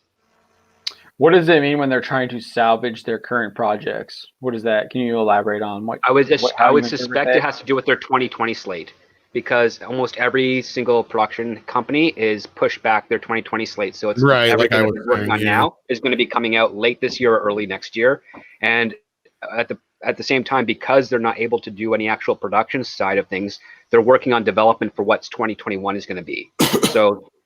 But Disney is going to be the only one I've heard of right now, or at least specifically Disney Plus, is the only one that's not actually going to be working on any development for the foreseeable future. Right now, they're working on everything that they had in development before this hit, and are just trying to see what they can salvage to put into production when this whole issue subsides. So you're thinking they're going to try and like finish up what they've got with Falcon and Winter Soldier, and maybe not film those extra scenes and be able to get it on Disney Plus? Possibly. Possibly, or right. what they might do is they just will wait until the thing lifts, and then they'll shoot those extra scenes and delay the Disney Plus show until it can be Like a couple months or everything can be whatever. incorporated. Yeah. Because Disney does have the I don't know if it's really a benefit in my opinion, but they think they have the benefit of all their content aside from like a handful of titles on Disney Plus that they can still generate revenue from for the foreseeable year. But Right. I don't know. I think a lot of the people that are super huge fans of Disney already have a lot of the content physically to watch without the need of. So Disney you're Plus. saying they're going to try and get new subscriptions to Disney Plus? That's their like revenue goal? Well, any company that has a streaming service, it's a guaranteed stream of revenue so long as they hold on to their subscribers. So. Well, that depends on what their subscription plan was. Like, so if you already paid for a year, that you're not getting any new revenue because you've already got that, whatever it was, $80 or whatever. Yeah, if you've got like the year or a monthly membership, like that's what they mean by like steady. Like as long as they keep staying subscribed steadily, they'll be fine. And they're hoping that the back catalog they have will keep those subscriptions secured until they're able to bring out new content. But I don't think that's going to be the case. I don't think that's the case either. No. No, I'm almost more- hoping they can let me get out of my year subscription. Yeah. I'm more optimistic. I think people will stay. I don't know. I still think there's a lot of stuff on Disney. I know there's like there's nothing like original besides like the Mandalorian, but they're not stupid. They're doing like Netflix. The top 10 show is that dating. That dating show, Love Is Blind. Oh, Love Is Blind. Yeah, that's like one of their top 10 shows over the past month. It's because it was hilarious. Well, Disney has some kind of like wedding show, and then they got a cooking show too. Oh God, that cooking people show love that is stuff. Oh, I haven't watched it. I don't know what it is. It's horrible. Oh, so okay. Horrible. Is it? So it's nothing like Iron Chef or anything. Well, no. It's like this. You know the Angela from The Office? Yeah. So she comes on and she's the host of the show. She's got this super uppity, super fake voice, and she's talking to this family, and the family is like kids to adults. But it's like a family of 4 or 5. She's talking like a 5-year-old to this family trying to cook their best stuff. Huh. So it's just a family trying to cook there's no competition. It is a competition, and they have all these great chefs from like Disney World. Oh, so they're so it's a family competing against Disney World chefs? It's a family competing against other families. And then the Disney World chefs are the ones that judge their work. Okay. All right. Well, yeah, that's kind of a typical cooking show, right? Yeah, but it's so cringy for like an adult to watch. Okay. Well, I know they got that. I know people like watching that stuff. So I don't know. I'm more optimistic on that they might keep subscribers. It's very Disney, so it's just like I'm out.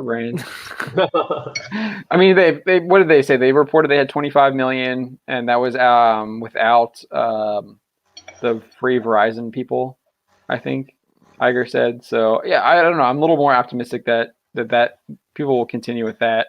And they'll put faith in the Disney Plus shows that will be coming out with the Falcon and the Winter Soldier, et cetera, et cetera. I don't know. You guys seem to be a little more pessimistic on that. Absolutely. Well, the fact that Disney's not actually creating or developing anything to put into production, and all the other studios currently are, like, even though they're not going to be able to do actual production stuff, they're at least taking pitches and developing on ideas and doing something, and Disney's not. So that's the big difference between them. Mm-hmm. So, is there a reason why they're not doing that? I think it has to do with some financial issues that they'll not admit publicly. I mean, I don't know. This is pretty public. This is from like what, 11 to 12 days ago. $6 billion with new debt offering. That's a very familiar number. Yeah. It is. It looks familiar. Yeah. I guess it's a little bit summer, but accountant. Oh, is that the number? That's the number they bought. Yep. No, Lucasfilm was 4. Nope, $6 billion is the number that is allegedly inflated value of the Disney parks worth. Yeah, that's from an accounting error. Accountant that we covered. Accounting Yeah, error.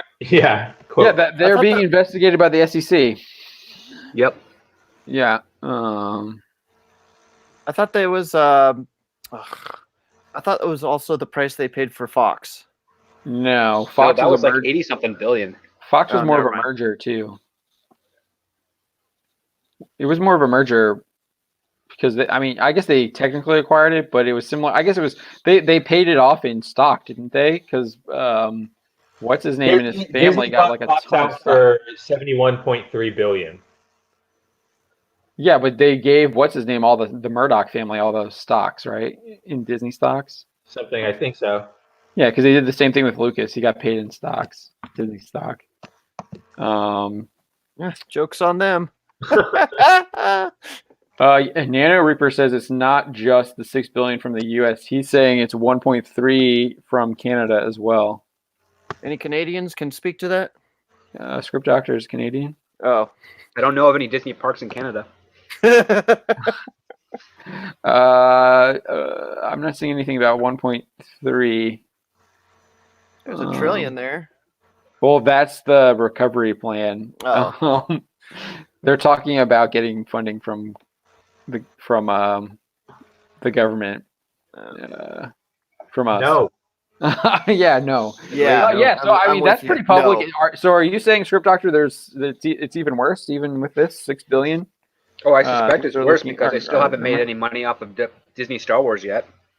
Yeah, we know that. What do we think? We think they're still, because they're still having to pay off what they borrowed for that, right? Absolutely. I think I saw something about that. Because most of the movies haven't actually, like Solo was a complete and utter failure. Merchandise sales were down.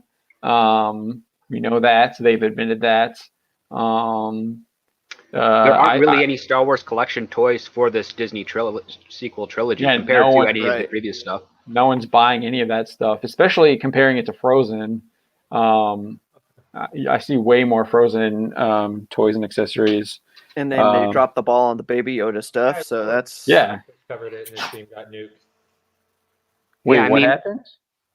Clownfish TV was covering it. The debt, and their stream got struck, like during the middle of it.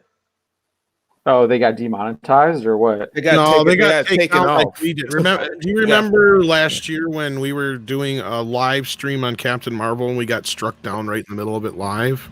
Yeah. They just something similar. Yeah, they just shut us down. No, I did not know about that. Similar thing happened to them.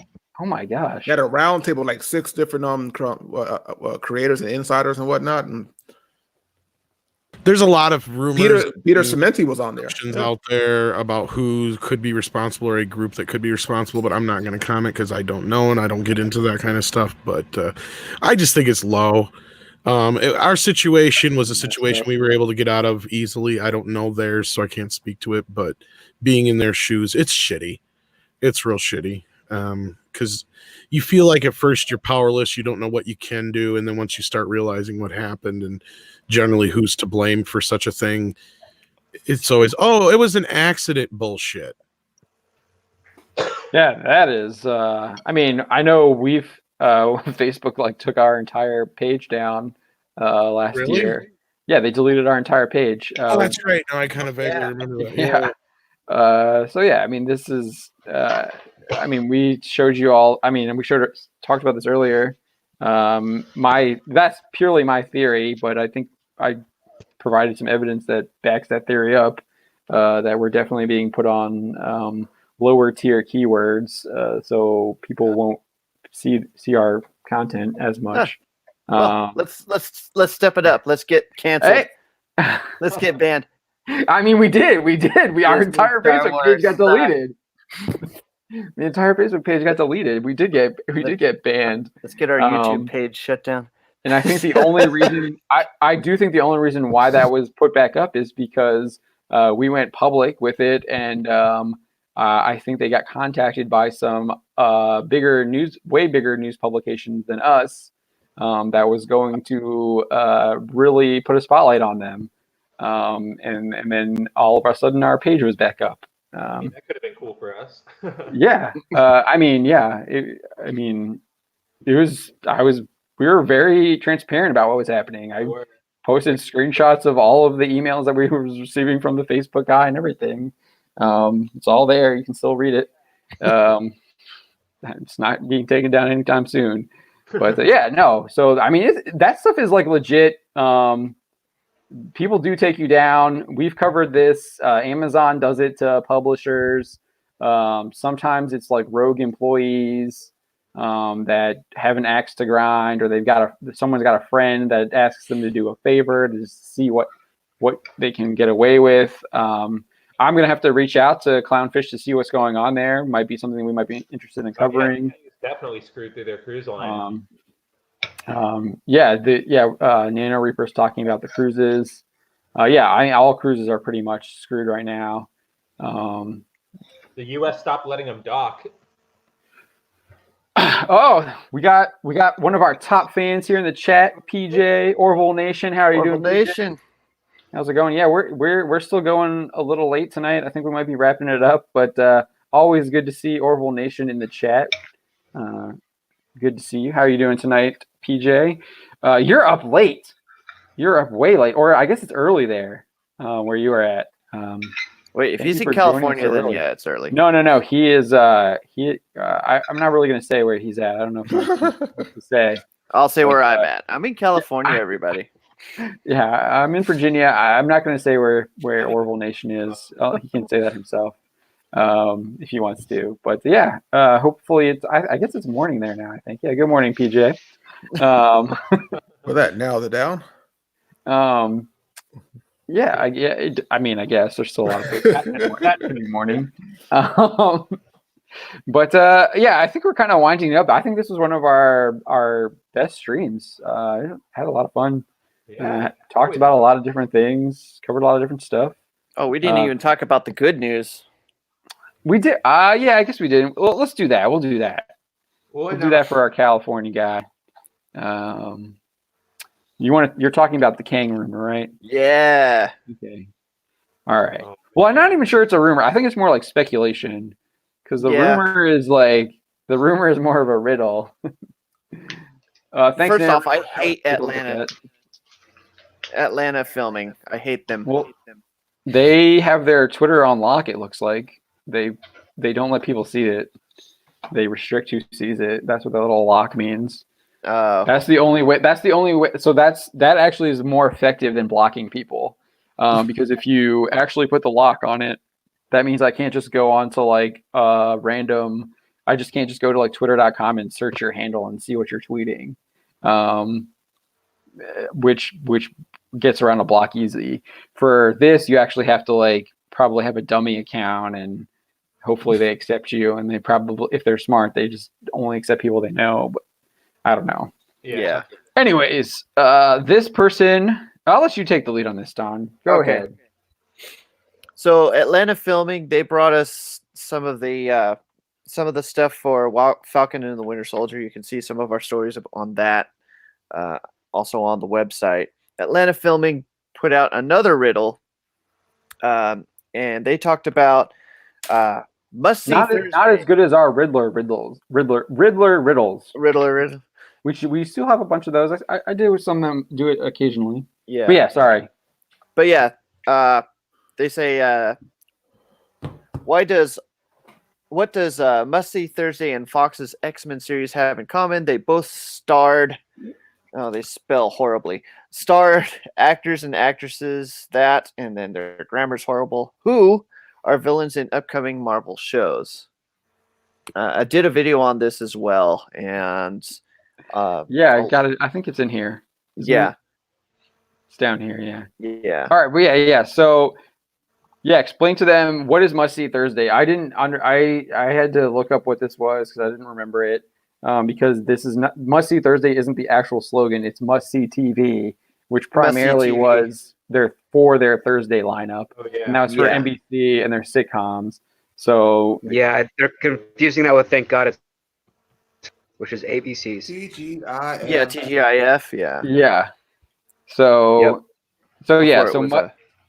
Must See TV is what they really are meaning.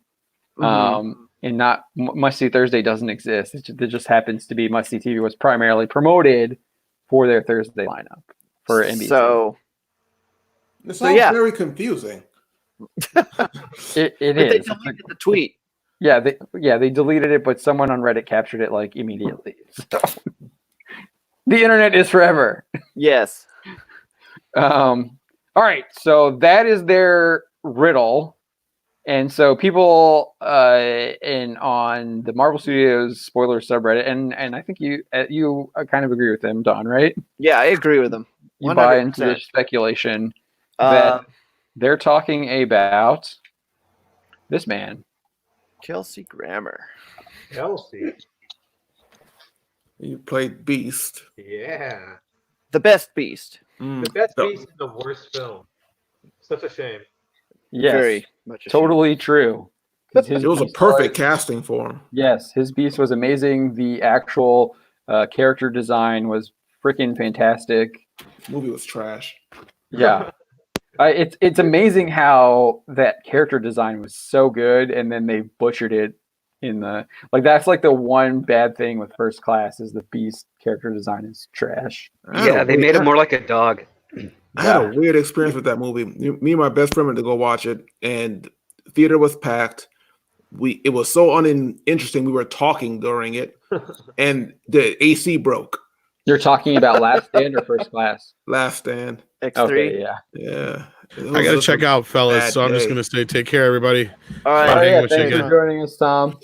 Thanks again, guys. Bye. Have a good one. All right, yeah. So the rumors, this is Kang. Kelsey Grammer is going to be playing Kang because he was on Frasier, which was part of the Must See TV lineup. And Best sitcom ever, almost. Obviously, in the X-Men. Almost. So yeah, what do you think? Do you like this? You like this, Don? Dude, I like it. It's better than freaking Owen Wilson as Kang. Yeah, I didn't see that working. I don't know. I'm still I don't know. I feel like actors are as good as the directors that are directing them. Well, Owen Wilson plays Owen Wilson. I mean, every time, even when he's in time, points in time. Yeah, I do. Yeah, I do think Owen Wilson is like Tom Cruise. He only plays himself for the most part. I think Tom Cruise used to play Tom Cruise before he became super Tom Cruise. Was really good at because I feel like Days of Thunder, he's playing a different character than what he does in Jerry Maguire. I think those are like distinct characters, but like now he pretty much just plays himself. The best role he's ever played was in Tropic Thunder as the yeah. Yeah, that's totally. You didn't even I almost didn't even recognize him. I didn't recognize him. I didn't. Which was great. That was the bit so funny. There's so much that movie had so many hilarious moments, but he took the cake. But yeah, no, I think like with the Mission Impossible stuff, and then he did that like Night and Day movie. Those are all like the same characters, and I feel like even that is Top Gun. He's pretty much playing Maverick. Live Die Repeat was probably the same, but Yeah, it's actually one of my favorite movies. Like Cool. by the top 20, that movie makes my top 20. It's really good. That movie is fantastic. Wait, what was it named? Well, it had two names. Okay, never mind. Edge of Tomorrow and Live Die It's Repeat. Edge of Tomorrow or Live, Die, Repeat. Yeah. Yeah. Who knew?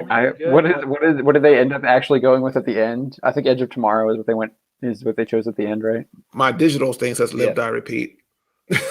So maybe it's Edge of Tomorrow for the U.S. and Live, Die, Repeat for everywhere else. Okay. Figures. Who But knows anymore? I think Kelsey Grammer could play a good Kang. I'd like to see. Yeah, he has the gravitas for it. He does. Yeah. Especially in that comparison picture right there. Yeah. Squarehead. Yes. I would love to see Kang, but I mean, you've already got the time travel shenanigans from Infinity War and Endgame. Well, that could be the reason why. Yeah, that could be the reason he's there. Well, we also are getting TVA and Loki, which is the Time Variance Authority, and in a number of the comics, the Time Variance Authority is a competing organization to Kang's. What is it? Chronopolis is his home base, and then there's even one. There's one storyline where one of the heads of the TVA is like he unleashes like a minion of Kang, and he seems like he's almost working for Kang, but I don't think they ever followed that up to like really give us a conclusion to it. I mean, this phase can get really interesting if they have the imagination for it, but you know. Yeah, I mean, the costume design is obviously going to be crucial. We don't want to see another apocalypse. Oh, that was Ivan just an Ooze. abomination. Yeah, it was so horrible. Well, I'm not sure, but isn't that blue face? That's his face behind a screen, isn't it? That's not his face. Yeah, he doesn't have a face. He wears like a robotic helmet, like something out of Tank Girl. Okay, that's what I figured. I remember in the comics, I don't remember it's like seeing. At least that's what I remember. Face, so. No, I'm not sure because I thought Iron Lad becomes Kang, and he has a face. Well, he has I guess you can call that. Iron Lad is not a robot. No, he's wearing an Iron Man suit. Got a funny fucking face, man. Wait a minute. I thought the going theory was Kang was a future version of Mr. Fantastic or a descendant of Mr. Fantastic. No, Iron Lad is Kang. Huh. Or at least that's what they retconned it. Yeah, I think the original version it was like some sort of. Someone was saying it was a descendant of Reed Richards. Someone was saying it was a descendant of Reed Richards' father. So it'd be like twice removed, but it's whatever he is. He's the time traveling shenanigan maker. I think Iron Lad is related to Reed Richards, though, right? That's not my corner of the Marvel universe. I'm not, like I have to look it up. I'm not 100% on it either. But yeah, it's a great casting. If this is true, I can't think of any other X-Men / must-see TV person. But if it is him, he's going to be the sitting in the big chair kind of villain. He's kind of up there in age. He's not going to be up there doing stunts. So he's not going to be taking on Captain America, Thor, and he's just going to be Iron a Man. voice, and he'll be a computer-generated model. I mean, I'm not opposed to that. I mean, that Kang isn't really an up in your face type character. No, he's a sit on a throne and cause problems kind of guy. Yeah. The throne does all the work. Yeah. I think the throne has lasers and stuff on it, so which is perfect. It's just going to be floating around blasting people. Yeah, so I think he's pretty good. All right. Well, it is now 12:45. This is the longest we've gone, I think. We've gone longer. Oh, we have? Well, I'm going to be paying for this tomorrow. I think it's time to wrap it up, boys. We do Bounding Live every Wednesdays at 9 p.m. Eastern. So even if you don't get a notification, you make sure to just log on to YouTube, go to our channel. We should be there. Hopefully, won't be getting nuked. We're going to look into that with Clown Trish, see what's going on there. But yeah, we update the website every single day. We usually post about 10 stories Monday through Friday, 10 to 15 sometimes, and then the weekends it depends what I have going on in my personal life, on whether or not we get anything up. That is on me. We get stuff up. Usually try and get at least one or two things up. I think this weekend though I had a lot of stuff going on, so I just didn't really get to anything. And then but yeah, so usually like we get like three to five on Saturday and Sunday a piece. So yeah, make sure you check out the website. We got a bunch of cool stuff up. We covered a lot of it today, but there's a lot of stuff up there that we didn't get to. We got some fun stuff where people imagine other people as different characters. A lot of cool art out there. There was some really cool stuff from Rafe Grazzetti, God of War art director. Some really cool Batman the Animated Series designs. If you haven't seen that, definitely go over, check it out. Really cool stuff. Like absolutely, really drop dead, gorgeous 3D designs. But yeah, so that's kind of what we got going on. We are working on YouTube videos as well. If you tuned in earlier, I think Don's got some going on. He'll talk about that in a little bit. But I got a script written for Commissioner Gordon. We're going to do a little bit of Commissioner Gordon, some Commissioner Gordon history that you might not know about. Some pretty cool stuff looking into his past. It'll be a little bit like our little 3-4 minute videos. So look for that tomorrow. We are also working on video. I don't know. I'm trying to think of how I phrase this. We are turning Spencer's Son Goku fight list article into a video, and so look forward to that. I actually got to work with Spencer on that to get some cool images to put in there, as long with the videos that we already have the YouTube videos with the clips, so that'll be easy for me to grab. But I do want some cool images from maybe the manga that can help me out, and I'm going to ask for his help on that. And I think we might be doing some of that with. Phil is like our list king. Especially when it comes to X-Men stuff. So I think we might be doing some of his lists as well. I'm gonna try and work on that too. So yeah, we got a lot going on. So if you're just joining us now, please subscribe. Encourage you to subscribe to the channel. We're working on getting to that 10,000 mark. I think we can get to that soon. Subscribers are constantly going up, so that's always a good thing. We appreciate you joining us and subscribing. And with that out of the way, I'm going to swing it to Don. Okay, so like John said, we got videos coming out on bounding. I'm going to submit a video to John and as long as there is a Dumbs ad on every single video, we'll be good to go. It's going to be a different ad. Okay. So yeah, these are Don is extremely imaginative. If you haven't seen his screen time video, definitely recommend it. He's got an ad for Dumbs. It's hilarious. It treats internet gas. Definitely check it out. So I look forward to Don's videos when he's doing it. And he's got I think you have a list that I haven't gotten up to. I got to figure out where that is. I might need you to send it. You want me to send that to you again? Yeah, I might need you to send that to me again so I can try and get that up too. So yeah, Don's working on some lists too, and you got your own channel too that you got some stuff on that you got working on as well. Yeah, so every Friday/Saturday or whenever I eventually get to it, I have a video for rumors and speculations for the week, and then, I got to get more stuff on my page too. So, and then look for my writing on bounding into comics as well. So. Yeah, and I'll drop your video in your link in the chat here if I can find it. If I typed it in right, there it is. Oh no, that's not you. That's a pony. That's a pony that I always get because I type your name wrong. Oh, I know why I did. I know why I typed it in because you use the capital L and then the lowercase l, and I always think it's an I. And I think that list is bunked. since the announcement yesterday. What was the announcement yesterday? Oh, with everything getting delayed to 2020. Morbius and Ghostbusters. Oh, great. Well, that's my fault because I sucked at not getting it up. My fault. All right. Well, we can still work. We can work it. Maybe we'll see.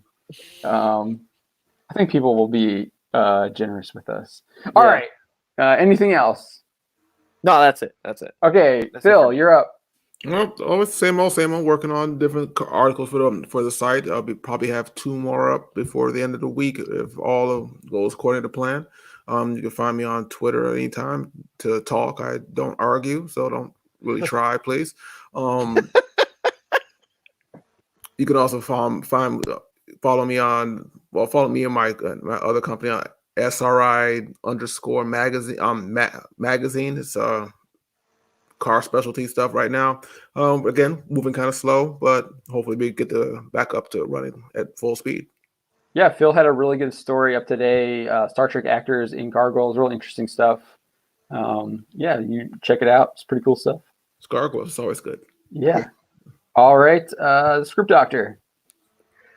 Oh yeah, well, let's see. Now that I've kind of recovered from doing my audio recording for the Picard review, I'm going to be editing that all night and get it up sometime, I guess, in the next 13 hours. So yeah, that's my finale review for Star Trek Picard, and then I'm going to take an Alex Kurtzman break and watch Sharky's Machine, and get my mind in order again before I get back to work on some Batwoman reviews. Yeah, yeah, you can. That's delicious. We didn't even talk about. Why do you torture yourself, Script Doctor? Somebody has to work. You gotta watch the bad stuff so you know not to make those mistakes.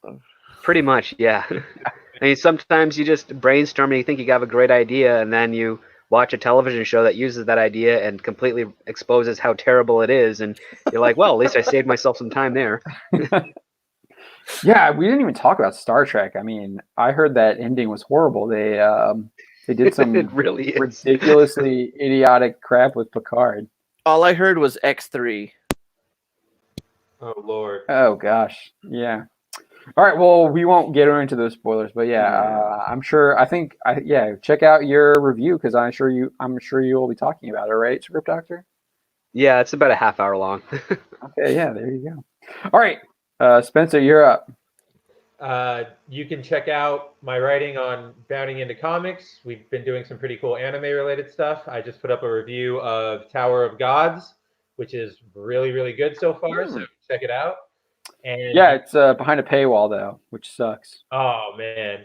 Yeah, I tried to watch it today during my lunch break, but it has a little crown on it, so you have to, like, wait a week or whatever. What, Crunchyroll?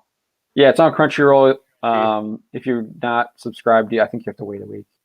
Well, we have the screener. I can always send the screener to you. Okay, yeah. But you can always find me on Twitter. I got the handle right this week, right there in the name. And aside from that, yeah, just chugging along on Bounding. Yeah, we're gonna have Dragon Ball Z Kakarot updates. Some cool stuff happening.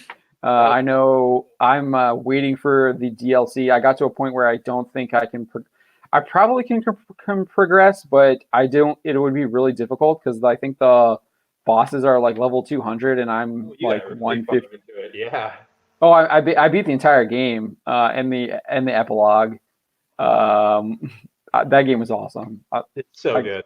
It's fantastic. If you have, and there's a ton of content. I think I'm like 60 hours in or something like that. Yeah. Definitely Dragon Ball Z Kakarot. Highly recommend. Even if you're not a fan of Dragon Ball Z, it's still a great game. But yeah, we got an update on that and what we can expect from the new DLC, which I am highly anticipating. Can't wait for it. Look for that. And what else did we have going on? Something else that you got. I gotta check here. Why is this not showing up? Ball games? No, there was something else I thought I sent you. Oh, we got to talk about how nobody will ever be satisfied about Persona 5's changes. Yes, Persona 5. Oh my gosh. These people just hate Persona 5. So yeah, check that out. It'll probably be up tomorrow. which is also a great game, and I So good. recommend you play it as well. All right. Thank you all for joining us, and I hope you all have a great night. See you again next week, and see you on the website. Peace out. Take it easy. Later, Bye, guys. everybody.